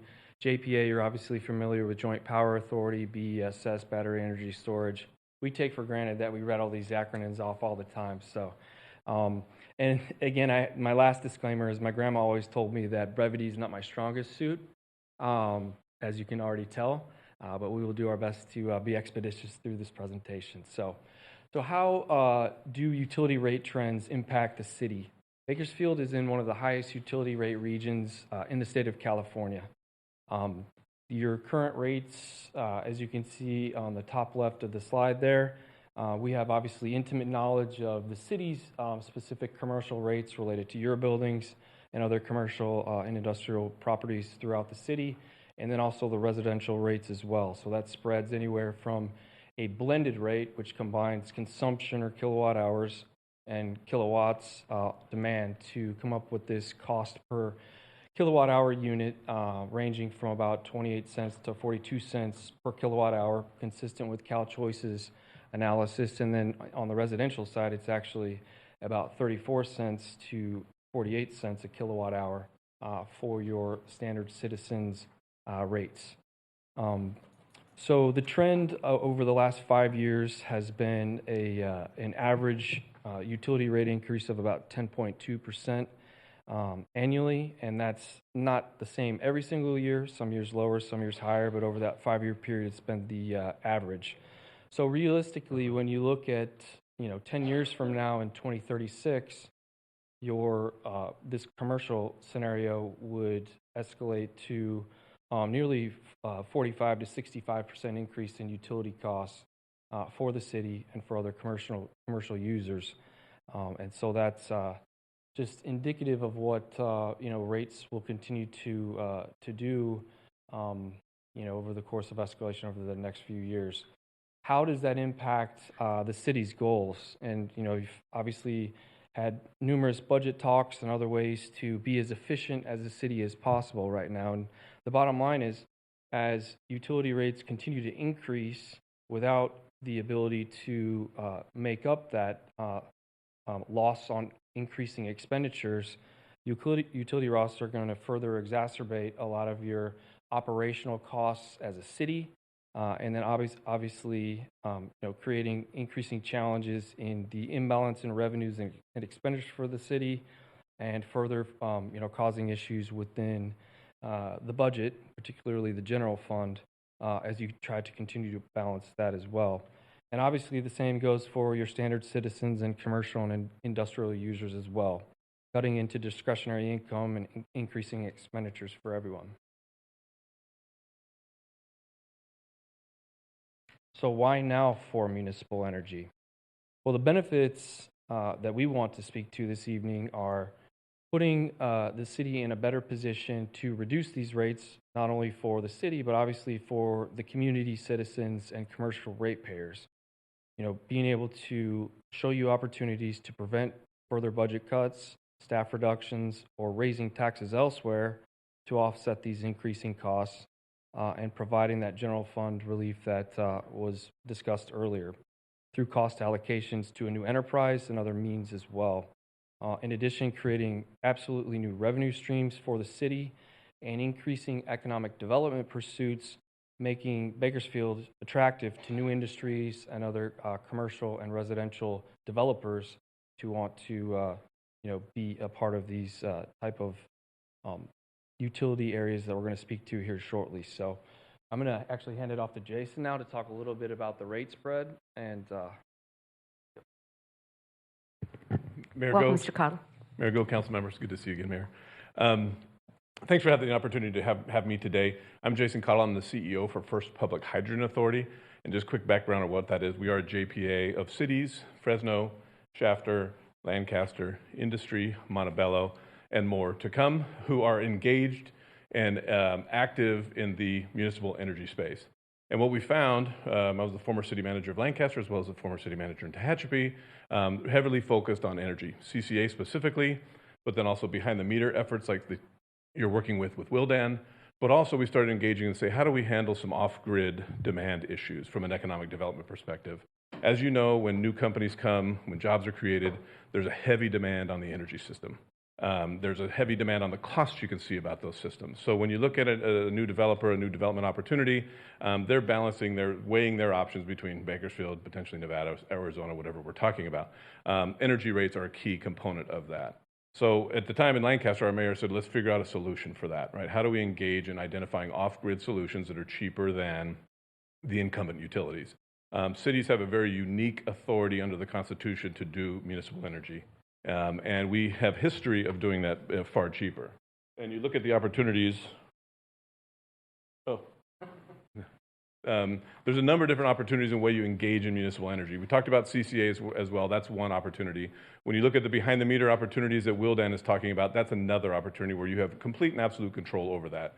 You can put them on your building, save money, no cost to you.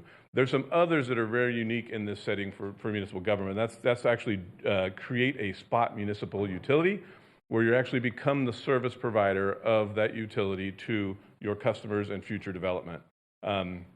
There are ways you engage in the energy space with regard to hydrogen as it relates to demand management and DER programs that they talked about, where you can actually provide services on an off-grid basis to agencies with not only a combination of solar, battery, hydrogen, some natural gas resources, that you can actually be the provider of energy to some of these resources and accomplish that through your utility itself.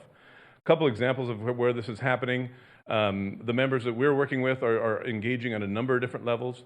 So when you look at Lancaster, Lancaster has just entered in through a partnership with First Public Hydrogen Authority, the development of a completely off-grid 300 megawatt data center. So if you look at the volume of energy that's coming through a data center, not only property taxes that are generated off that data center, use taxes and sales taxes that come off that data center, but also margin on the energy. If you look at the energy production from a Southern California Edison or a PG&E, you're looking at 35 cents per kilowatt hour. As it relates to that margin between 35 cents, you're looking at 15-cent kilowatt hour off grid. So that's the kind of savings we're talking about, the margins that are opportunities for your community. And it's not just data centers, these are neighborhoods, these are opportunities for commercial, new commercial opportunities that are happening, that you have this opportunity with solar, battery, and this technology, hydrogen, to participate in that. City of Industry, a member of ours, has their own municipal utility. So they have their own wires, they have their own production, they have their connection. They're working on some users where they're integrating hydrogen, not only for the mobility sector. If you're familiar with Industry, they're very close to the port and they have a lot of rail and transportation issues, very similar to Bakersfield. You have this opportunity to engage in the mobility space as well, actually powering mobility with the city and with hydrogen. Fresno has their Fresno Express, which is a hydrogen-powered bus. The Get bus already has some hydrogen-powered buses as well. So we have cities that are engaging in the mobility space and the decarbonization of their transit systems. Cities have the ability to do this and are engaged in that. Montebello is a good example of a transit agency as well. And uniquely, Rancho Cucamonga, as well as many others, Rancho Cucamonga is a great example. They're not a member of our agency, but they have successfully implemented a spot municipalization, where if you go through Bass Pro Shops, or if you're familiar with Rancho Cucamonga, Bass Pro Shops, Victoria Gardens, is supplied energy by Rancho Cucamonga. Their prices are about 40% less than the incumbent utility. So they have these processes as cities that many times when we talk to councils, we talk to other city managers, we know we have these authorities, but sometimes we don't know how. And then one thing we've learned from our perspective, working in cities for 25 years, the formation of being a member of Cal Choice, is that there's strength in numbers, right? When we work together, we have these unique opportunities to accomplish greater goals. And I think that's part of the conversation today is, let's see what we can do in Bakersfield together as communities. I know some of your assets you may have. You have 6,000 acres of land that is being utilized for, maybe underutilized. How do we turn that into revenue-generating assets, whether it be production of energy or development of some kind, right? You have some master plan communities that are coming in. I know Bakersfield very well, living in Tehachapi. How do we engage in those developments and potentially have them connecting to a microgrid that you guys manage and own and operate to save them money but also generate revenue? So there's some serious opportunities in municipal energy, and would love to engage with you as a member of First Public or as partnering with your staff to try to accomplish some of these goals with you guys. And with that, I'll turn it back over to Scott. Thank you. Thank you, Mr. Kyle. Thanks, Jason. And we did just want to show another quick case study example that's very specific, I think, to a lot of the interests that we've discussed with city staff to date. So this is actually a concept of full turnkey delivery of a microgrid for a private developer by the Willdan team, where we fully designed and implemented the project turnkey for that private developer. Developer fully funded and financed the project, and the city actually elected to sell the property, which is actually the more short-sighted solution than what we're proposing this evening, which is the city is the spot muni, owns the energy assets, and benefits from all of this increased revenue and utility spread as part of being their own municipal utility or JPA. So on a scale of how this would look for Bakersfield, it makes a lot of sense in a lot of the different areas in town with significant growth, not only near new transmission lines going in the southeast part of the city, but as Jason alluded to, really the opportunity to be off-grid as well. And so this project generated significant savings for the actual commercial industrial client. Had the city kept these generation resources for themselves, they would have been able to obtain tens of millions of dollars a year in increased revenue for the city. And so again, this is just an example we wanted to show you of our ability to fully design, develop, construct, build the substation, all of the infrastructure to the utility infrastructure, the interconnection, to do all of this, in one partnership with the city. So as far as proposed next steps, I guess the ask this evening is to move forward with a preliminary analysis with our city, or with our team, to look at municipal utility and utility scale DER opportunities, either in very specific locations or maybe a little bit more hypothetically about just what options may make sense for the city. We can work with the city manager's office and Public Works on what may make sense. As far as the city's commitment for this, we're willing to conduct this initial preliminary analysis at no cost to the city, with your only real commitment to providing time and feedback and direction for us when we do come back with the deliverables. We'll draft up a memorandum of understanding, defines the scope of work, the zero cost, obviously, to the city, deliverables, economic analysis, timeline, and other expectations, that are set forth by the city. So, thank you very much for your time. Thank you, Mr. Storm. Mr. Clegg? Mayor and Council, at this point, we don't have additional presentation content, so we're happy to take council questions. Thank you. Madam City Clerk, are there members of the public who wish to speak? Mayor Go, we've received one speaker card from Michael Turnipseed.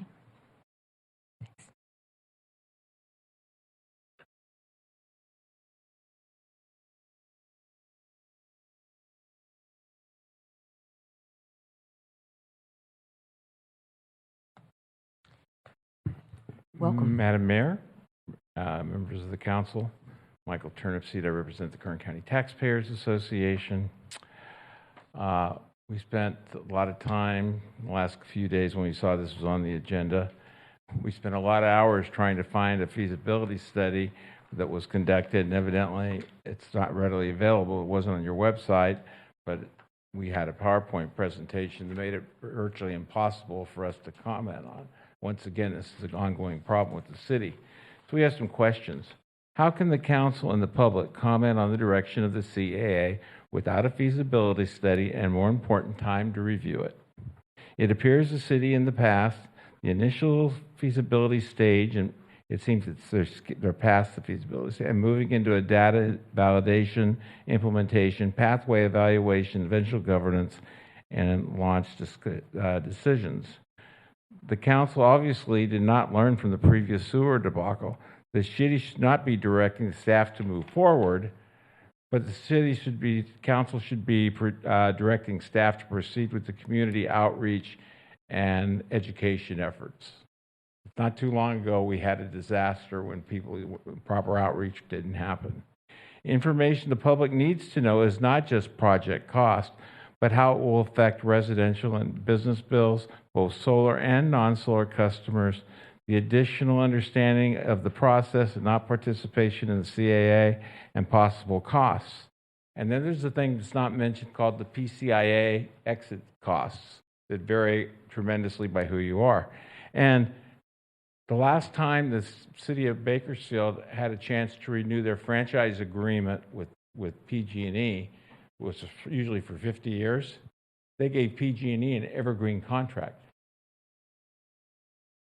Evergreen contracts go on forever. Have you explored what that means and what complications that's going to bring you? Because the city has not filed the last 2 years of consolidated annual financial reports, how can not only the citizenry, but the financial institutions and investors needed to finance this project know what the city's actual financial status is? Thank you very much for your time. Thank you, Mr. Consider Turnipseed. this deeply before you make any uneducated moves. Thank you. Thank you, Mr. Turnipseed. Madam Clerk, is there anyone else from the public? Mayor Go, that was our only public speaker regarding this item. Thank you. We'll now go to council for comment. Councilmember Smith. Thank you, Mayor, and thank you, staff and consultants, for the presentation. I appreciate it. Yes, I've been talking about this for some time, and it has never been, just the CCA and the 1 or 2% savings, 3% that could be had there, but it was the opportunities because of the acreage that Bakersfield owns and the opportunity to be the power provider and therefore make a real difference in how we serve our constituents. As stated, and this is relatively new to me, is the DER opportunities and the municipal utility and the opportunities it gives us for bringing businesses in. We've tried numerous times and had trouble bringing businesses in because of PG&E's problems. Our Cal Dairy's success was partly because they ended up putting up their own solar field and bypassing PG&E.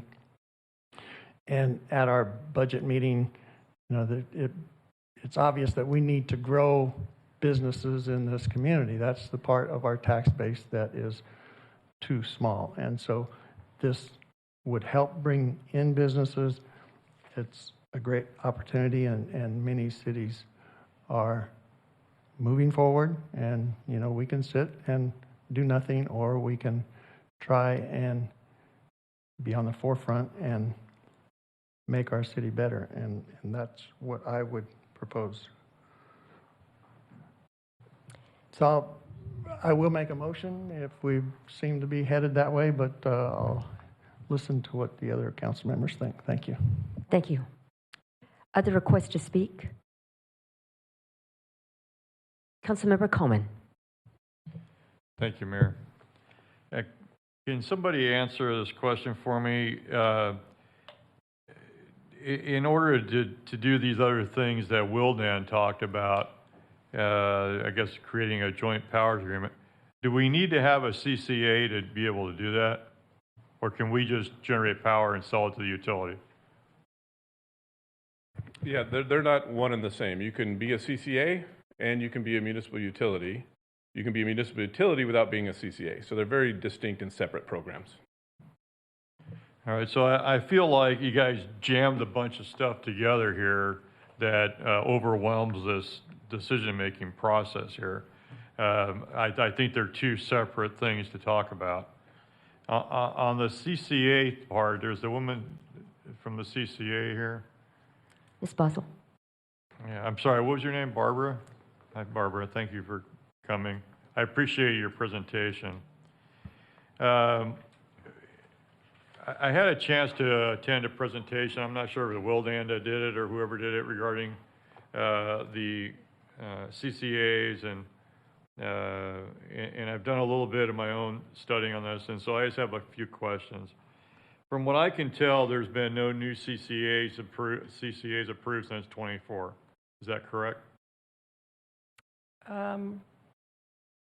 There's been cities that have joined CCAs, but I don't know that there's been any new CCAs since ¡24. But Clean Power Alliance in Los Angeles has had cities join them in the past year. And I believe also a CCA in PG&E territory has had a new community join them. So cities have brought CCA to their community, but not necessarily a new CCA. Isn't it true that some cities are withdrawing from CCAs?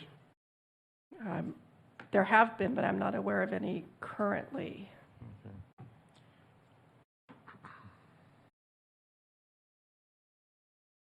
Okay. This is called community choice, but basically it requires the people to opt out. So if we were to initiate that, people would automatically be on the CCA payment plan or whatever it is that was run by the city. And so I would have to opt out of that in order to go back to PG&E, correct? Correct. So the way the law was written, it was written that all customers within the city's boundaries would be automatically enrolled with the opportunity or the availability to opt out. And so with that law, we're required to notice customers at least 2 months prior to the initiation of the enrollment, and then 2 months afterwards. Even after that, customers can opt out at any time. Okay, thank you. I appreciate your answering my questions. Thank you. From my standpoint, I'm just not, like I said, I think we just crammed a bunch of stuff here together. I think we need to look at the CCA is whether or not we really want to do something like that. And then we need to look at what we can do with our land to generate power. And I think that those are two separate discussions. So I can't support whatever this is we're asking for tonight. I'm a little concerned that this enthusiasm for CCAs is diminishing as regulations come in and we have more oversight, and also the issue of the cost savings and what it takes to create that. I just don't see the benefit, and frankly, I can't see us creating a CCA and going out and telling everybody that they're now on the city of Bakersfield's power grid. When your power goes out, you're going to call PG&E because they're the ones that fix the wires. So I just don't see that. So I would like to have another conversation about the joint powers or something of that nature, but for now, I can't support this. Any other requests for comment?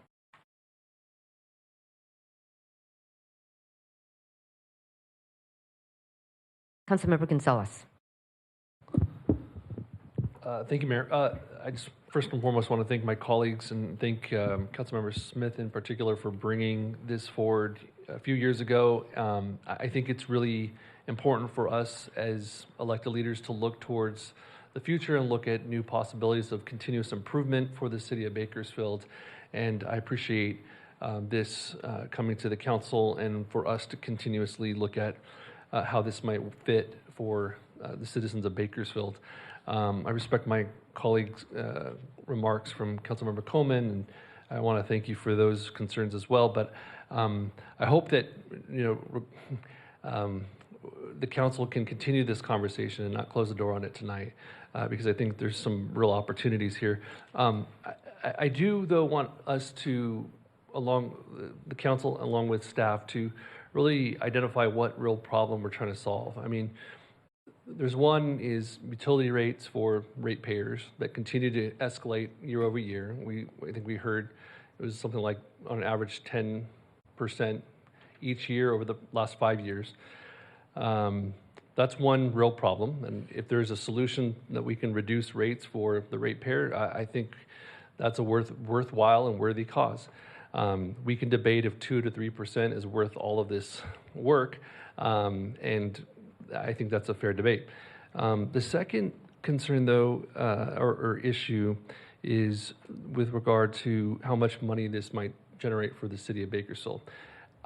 I would not support this if that was our sole motive here. And I don't think I heard that from anyone, but I want to be cautious that we're not pursuing this endeavor to somehow meet some of our structural financial issues within the city. Did you want to comment on that? Yeah, thank you, Councilmember Gonzalez. I think that's a good point.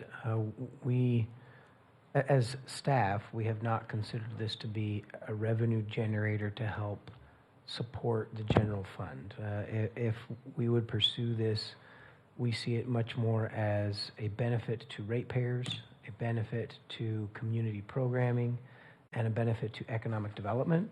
Ultimately, I think, does it help us in the general fund to have some savings and we're not paying higher rates?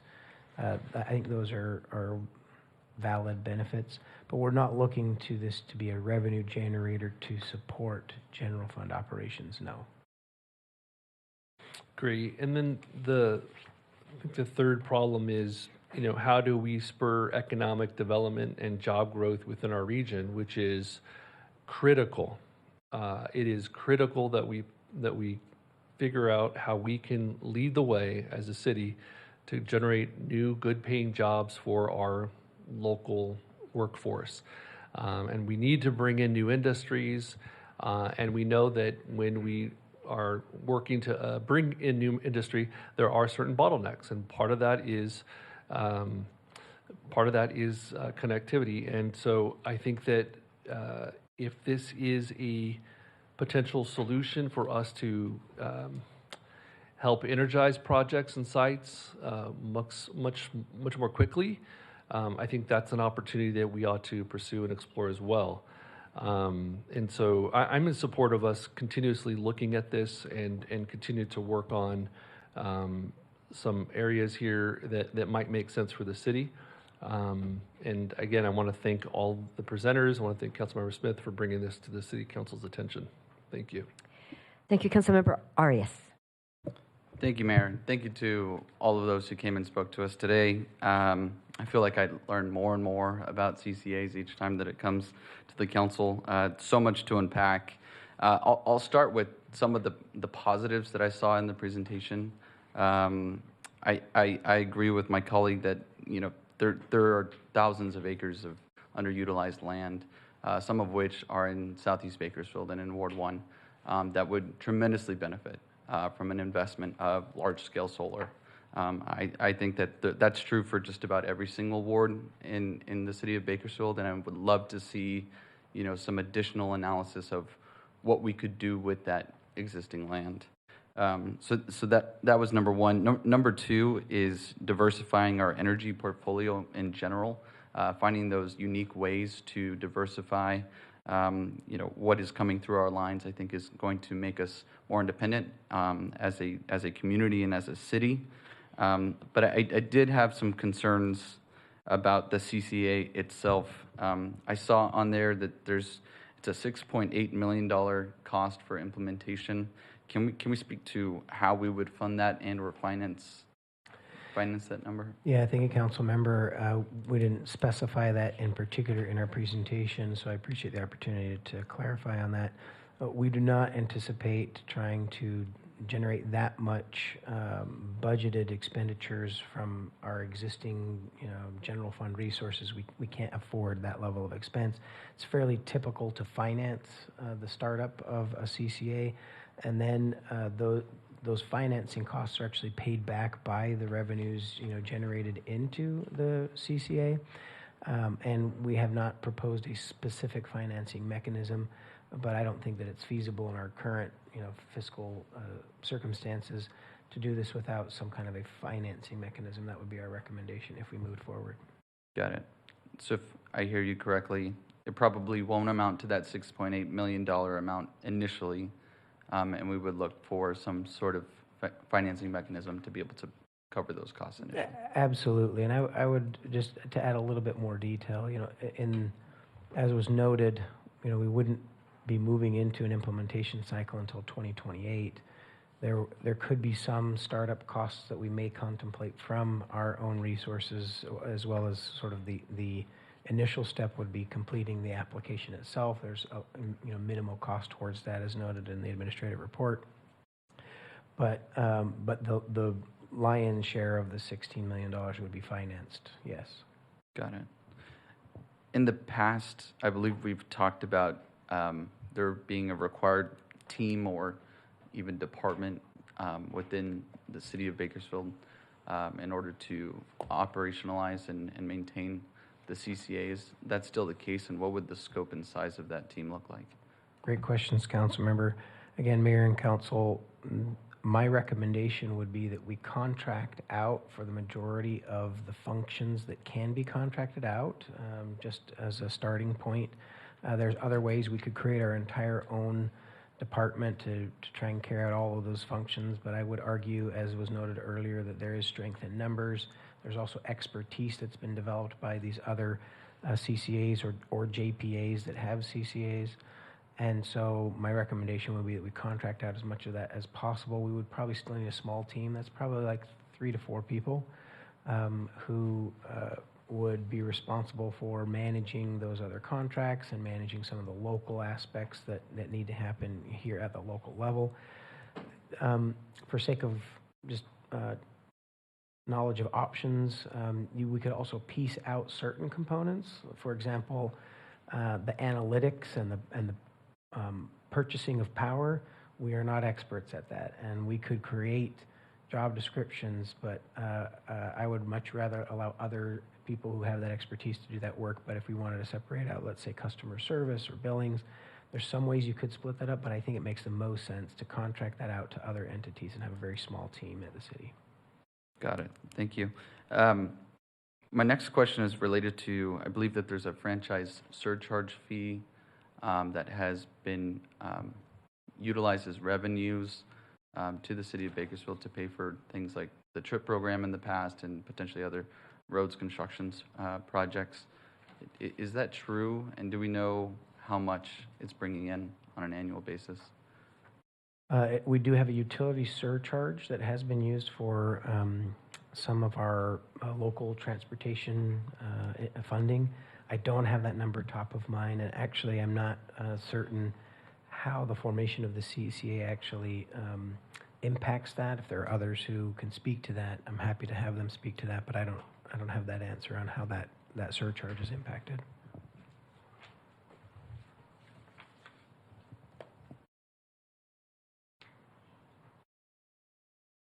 Ms. Yes. Buzzell? I'm sorry. Go ahead. The formation of a CCA does not impact the franchise fees that are collected by the cities from PG&E. The PG&E's franchise fees would still be stay the same. Those fees are based on what they would have charged customers if they were providing the generation portion, which is what the CCA takes over, and that's still billed to the customers, and it's still paid and comes to the city. So the general fund revenues don't change. Okay, got it. Thank you so much. Can I make one additional clarification as well? Councilman Coleman's inquiry earlier, the Wildan and utility generation is completely mutually exclusive of the CCA decision.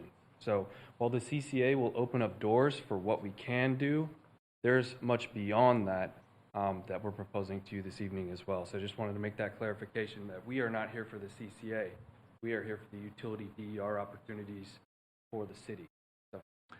And I really appreciate that clarification because I think I'm more interested in that component to this work. I think from just based on all the information that's been provided, the CCA, while it may provide benefits, although marginal to ratepayers, there's a tremendous amount of risk and investment that is necessary to get that up and running. And I agree with my colleague, Councilmember Coleman. I wouldn't be ready to move forward with that. Thank you. Thank you, Vice Mayor Core. Thank you. Councilmember Arias asked a lot of the questions I had, so I'll save some time. First, thank you for this conversation. There are a few truths that exist that, one, our constituents are feeling that their electricity bills are very high. But the truth also is that we need PG&E today as it stands. In the summer, my ward, I think South Bakersfield, experiences power outages, and that's when I'm calling and bothering everyone that I can as to how we resolve that. And the truth also is that we need more capacity. We need grid power. We need somewhere to put this energy, even as we diversify it. More often than not, we're meeting with developers, both family developers, local, as well as corporate developers, and usually one of the places in which we find a sticking point or projects face delays is when they're coming online. I do have a few questions to just seek some more information and for public knowledge, since we have a lot more information here with us than that's available to our residents that are in attendance. You've shared that you are working with some of our neighboring cities, the city of Shafter, the city of Fresno. Can you speak to a little bit more as to what the work there is, how it transpired? Because I think it makes for us to have a better understanding of fellow Central Valley cities and how that emerged and how we could possibly see that here in the city of Bakersfield. Mr. Cobb. Sure, thank you. As I mentioned, Fresno and Shafter, specifically in the Central Valley, are members of our agency, and each of them very unique and very different. Fresno's case, they're converting their bus fleets to hydrogen powered, so they're decarbonizing their bus fleets by law. We're all required to do that. So they're engaging in the purchase and aggregation of supply of hydrogen. So if we need to acquire hydrogen as a group of cities, if we're just small users, we have zero impact in the market. If we all join together and buy all of our hydrogen together, we now have a bigger case and a bigger opportunity with the goal of building green hydrogen developed in California, which doesn't exist. That's kind of where the transit agencies fit. When you look at Shafter, they've got a inland port they're working on. I think obviously neighbors of yours with your inland port too. There's a significant volume of goods that go from Shafter and Bakersfield directly to the ports. The ports have a rules or requirements to decarbonize their fleets. So every truck that goes into the port, there's a fee charged if they're not decarbonized. So Shafter, hopefully you guys too, can engage in that process of decarbonizing these fleets where they're going directly into the ports with zero emission buses or zero emission trucks that exist in the marketplace that can be fueled in Bakersfield, that the hydrogen can be manufactured potentially on that 6,000 acres you talk about. So there's this integration of this energy system that municipal entities have very unique opportunities to engage in. So You can generate power with them. You can move vehicles with them and move goods with them. In addition, the ports have a significant amount of revenue and grant money to actually decarbonize their fleet. So we would look to Shafter as some of their member agencies. It would say some of their users, their economic development there, how to engage in some of those funding opportunities to decarbonize their trucks as well. So that's kind of where they're engaged. Shafter has also expressed interest in the manufacture of hydrogen. You can take ag waste and forest waste. We're working in Sacramento. They care about forest waste and ag waste. Obviously, ag waste in the Central Valley is very huge from an air quality perspective. You can turn that ag waste into affordable hydrogen and put those in your trucks and decarbonize that space. So that was kind of where engaged there, and would engage with you in that same level. Could you share for our Get Bus system, where do they acquire hydrogen from? Do we know? I do not know. Okay. Do we know? They have their own. They have their own. Okay. Thank you for sharing the example of the city of Shafter. And then, sorry, you may have to come back up. I have a few more questions. Can you speak to, you've worked as far as Marin to as local as Shafter and going south.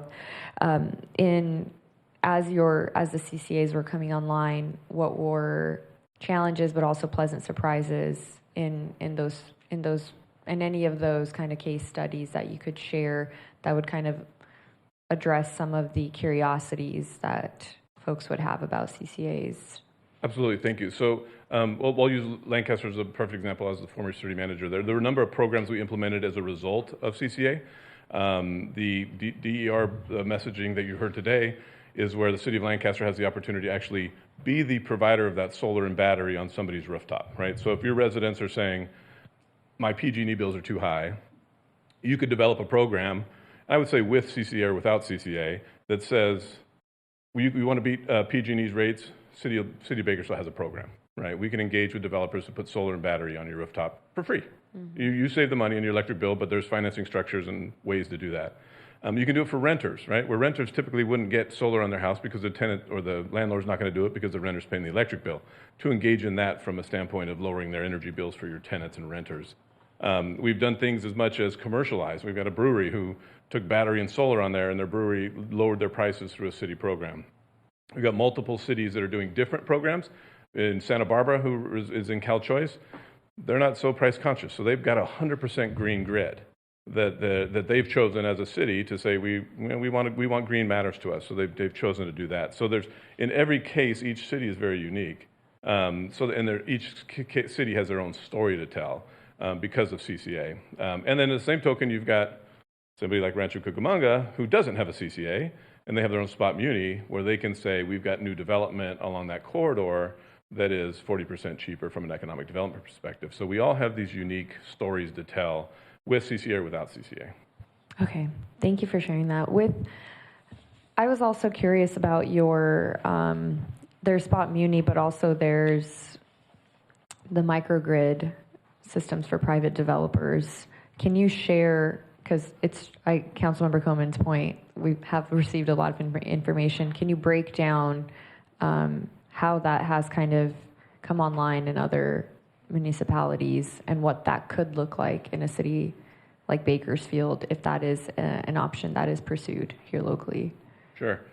So if you look at, I'll use Rancho Cucamonga example or industry as an example. Industry is a city that has their own municipal utility. So when you look at their needs for providing services, a data center is they're looking in industry. Industry has the ability to provide them energy, right? They also have the ability to provide them resilience from a standpoint of the energy services associated with that. When you look at an off-grid or a microgrid perspective, take your 6,000 acres, depending on what demand there is, and I don't know specifically everything about the 6,000 acres or its location or proximity, but if you have a large volume of acres that are proximate to new development, whether that be data, logistics, or housing, or you have the ability to generate that solar and that energy on site, store it with batteries, store it with hydrogen, use natural gas fuel cells, where you can actually provide energy to that entire complex completely off-grid. So the city would be the actual utility provider for the wires, the power, and everything associated with it. An example of, we looked at a 200-unit housing tract where solar and battery on the rooftop would generate enough electrons to power that neighborhood 24/7, 365, never connected to the grid. There was a resilience issues where now you bring in hydrogen and a fuel cell. Now you've got an operating microgrid that'll never shut off in a power shutoff, that the city completely owns and operates that system and generates revenue off that system. And the way we looked at the rate structure was far less than the incumbent utility. If you picture the cost of generating solar, solar is about 4 cents a kilowatt hour to make an electron with a solar panel. We're getting charged 50 and 60 cents a kilowatt hour. The minute it touches the grid, the minute everything spikes from a pricing perspective. So whatever you can do to stay off of that grid, you're going to save money. Yeah, we have, the Calderi's example locally, and I'm in agreement with Councilmember Gonzalez's point of, our economic and job development is dire in the Central Valley, and so anything we're doing in that department of being exploratory is a conversation to be had. I do feel these are two different conversations that could have been two different conversations, and certainly while also on the same topic, and in having more conversations, I do feel this should be a collective community decision. If we are proceeding further with doing more research, I think we need more community input, and we bring in local industry, local institutions, even educational institutions, and those who are building and providing energy jobs locally, and that be something that we have a conversation we have collectively, if it's already not had, in exploring what a CCA looks like in our entire city community. Is that something we've already done? Is that something that could be explored? Thank you, Vice Mayor. It is not something we have done, but it is, just for some context, again, we wanted to, before we invest significant staff time and also I think even your collective time and some of our resources, this was sort of a checkpoint to say, what's the level of interest and do we continue this conversation further? I sense that there's clearly interest in further thinking through it, but that we're not collectively all prepared to move forward at this point in time. But even in the case of the CCA as just one of the two paths, that process between now and 2028 was planned to include significant community outreach, significant community engagement. I think because there are a couple different ways we could solve some of these key problems as have been identified by council, I do think that it makes sense to take a little bit more time and flesh out some of the differentiations between those options.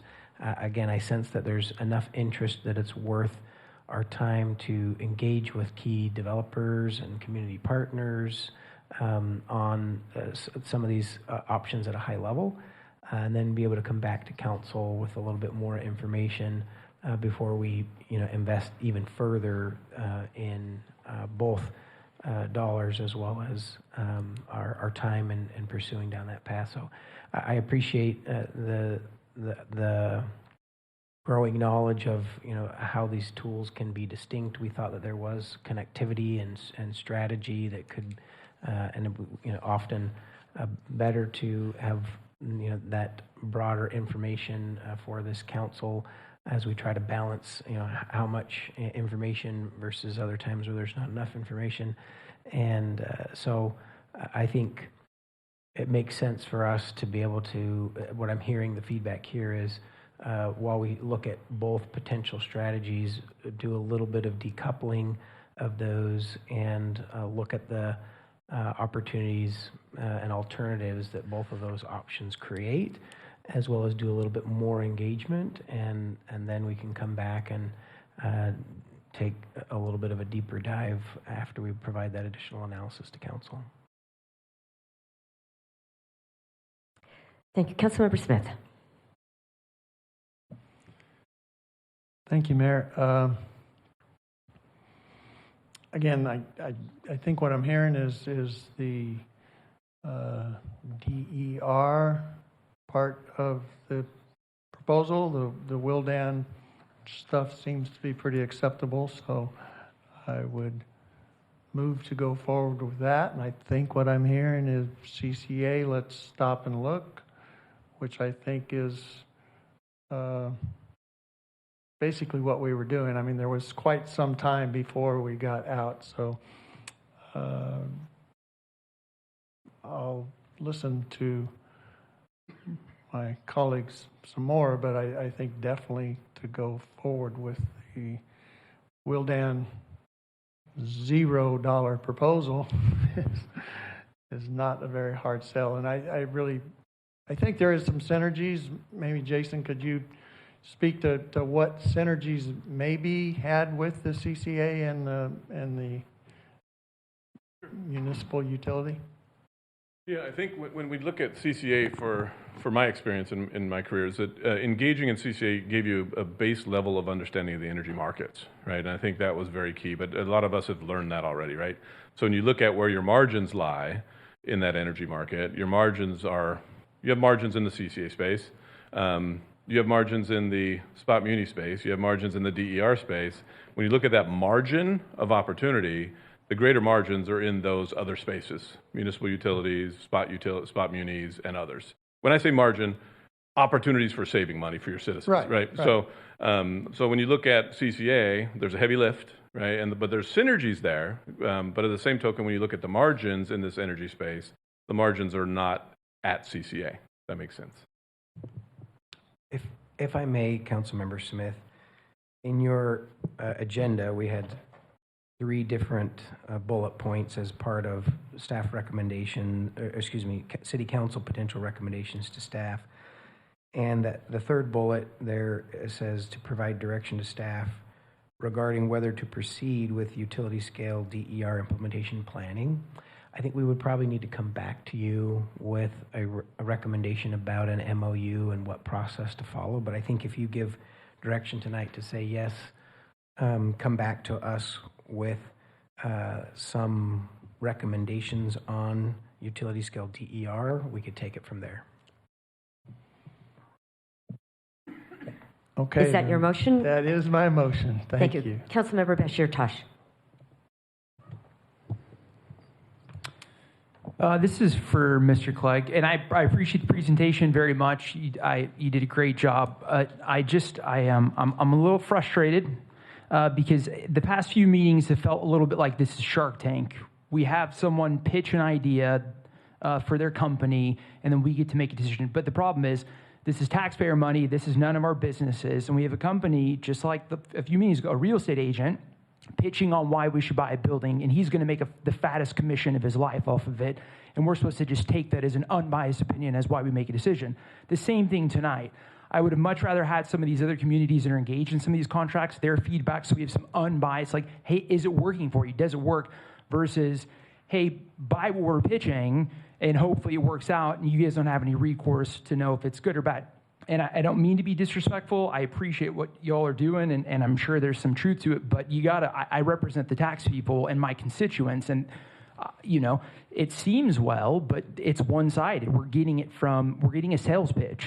That's what last time was. This is another sales pitch as to what we do, and it means well, but it's bias. The whole thing is bias. We're not getting both sides of it. We're going to get, this is why you should do business with our company because we're going to X, Y, and Z. I mean, like, this is sales through and through, and it's a little bit frustrating with that. So I would be happy to learn more about this from some unbiased sources and some people that have maybe done it or in it right now and how it works out for them before we move forward. But I really don't want to, spend my city council career hearing sales pitches over and over again. So that's all I'm going to say about this. Thank you. Madam, do you wish to say anything? I was just going to point out, I appreciate the feedback, council member. I would argue respectfully, we've gone through procurement processes that are competitive that have multiple individual or multiple companies or consultancies that can acquire those contracts. And I would ask you to also consider that city staff is looking at the multiple different options. And so there is objectivity in this process. I appreciate the feedback about having other folks who can also come as other municipalities, but we've given many references to those municipalities tonight as well. And so we do build in processes that help to have transparency and objectivity, as well as city staff review and analysis of those. But do take your feedback to heart about wanting to provide as objective of feedback as possible for the City Council to consider. Thank you, Mr. Clegg. Madam City Attorney, would you just clarify the motion before we vote, please? Yes, of course, Mayor. With Councilmember Smith's motion, I believe clarified, the motion is to move forward to provide direction to staff to proceed with utility scale distributed energy resources implementation planning with an understanding that additional information and a potential contract would return to council. Is that clear, everyone? Clear, but I believe I had sent a request to speak. Oh, I see you have put a request to speak. Councilmember Coleman. Thank you, Mayor. I'm sorry to jump Magically in here appeared. one last time, because I'm concerned about the zero cost to the city, and I guess I wanted to ask you what the relationship is Wildan and the city currently, because a zero cost survey or study, when Wildan is going to gain from that, concerns me a little bit that it's not objective. And so I think I was saying what other council people were saying. So, yeah, thank you. If I may, before the city manager responds, that's one reason for clarifying the motion. A Wildan specific proposal is not on the agenda for a vote tonight. There's not a proposed contract. It is. It says right here, it's conducted by Wildan at a zero cost to the city. Councilmember Coleman, that's in the presentation. I think what our Deputy City Attorney is referencing is the agenda packet itself. We wanted to clarify, though, that motion again, because we do have some of our processes that we need to follow. As well, just to answer your prior question about our relationship. So we conducted a very thorough RFP process, and it was 18 months ago? About 18 months ago, to contract with an entity that could provide us analysis and recommendations related to energy efficiency and other energy savings projects. And it was, again, a very thorough process, very competitive. Some of you may recall that we had several different vendors who were vying strongly for that contract. And so we are under contract currently with Wildan to provide that level of analysis, again, through a process and an approval by the City Council about a year and a half ago. But I do think that the feedback is fair from Council about what does it really mean to have a zero cost analysis? What would that lead to? Could it lead to other jobs subsequent? That's why we're not asking Council to make a motion to pursue that specifically, but to really direct staff to go and follow up on the DER possibilities and consider what's the best process to acquire those services. I have no further questions, Mayor. Thank you, Councilmember Coleman. Anyone else? Councilmember Smith. Thank you. I thought I heard two separate, spot muni and DER. Are they one and the same, separate, same? Okay, thank you. Thank you. So my motion stands. Your motion stands, and you have a motion. Please cast your votes.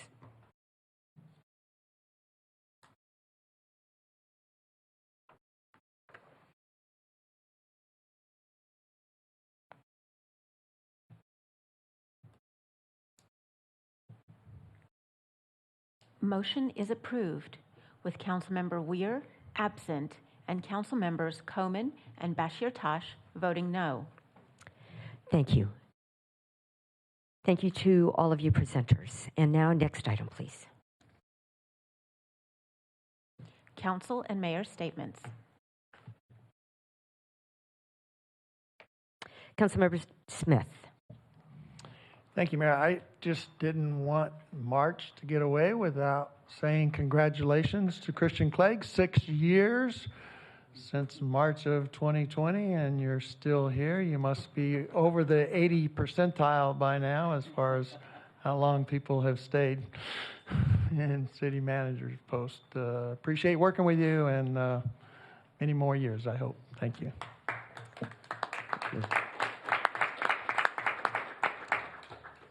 Councilmember Coleman. I almost forgot I pushed the button. I'm sorry. Thank you, Mayor. I just wanted to say happy spring, and tomorrow, MLB baseball, we're on. Opening day of baseball, so Dodger Stadium. Thank you. Councilmember Arias. Just as exciting as baseball, we have the first development review process ad hoc committee coming up on April 6th, which is a Monday. That is a joke. I'm just kidding. But the meeting is actually happening. It's the first. Been a long time coming. I'll be joining Councilmembers Coleman and Councilmember Smith, and we invite everybody, who develops any types of projects to come and learn more about our processes and figure out with us how we can make them better. Thank you. Thank you, Councilmember Arias. Vice Mayor. Thank you, Mayor. In the spirit of March and March Madness, hopefully someone's bracket is still intact. But March is also Women's History Month, so I just wanted to congratulate our mayor for being a woman in leadership, and all of the women, our city attorney, our assistant city attorneys, all the women at the city of Bakersfield. We recognize you. Thank you for being leading voices in every corner of our city and serving our constituents and the people who love Bakersfield and call it home. Thank you, Vice Mayor. Last week, one of our solid waste employees, Jesus Carrera, passed away from cancer. Jesus is known as Chewy, and he worked for 21 years in the city of Bakersfield. He supervised teams that were involved with the Downtown Street Ambassadors, our Clean City initiatives, and bulky item drop-off events. He was extremely kind. He was a devoted worker for the city, and we mourn his loss. And I would ask for a moment of silence at this time.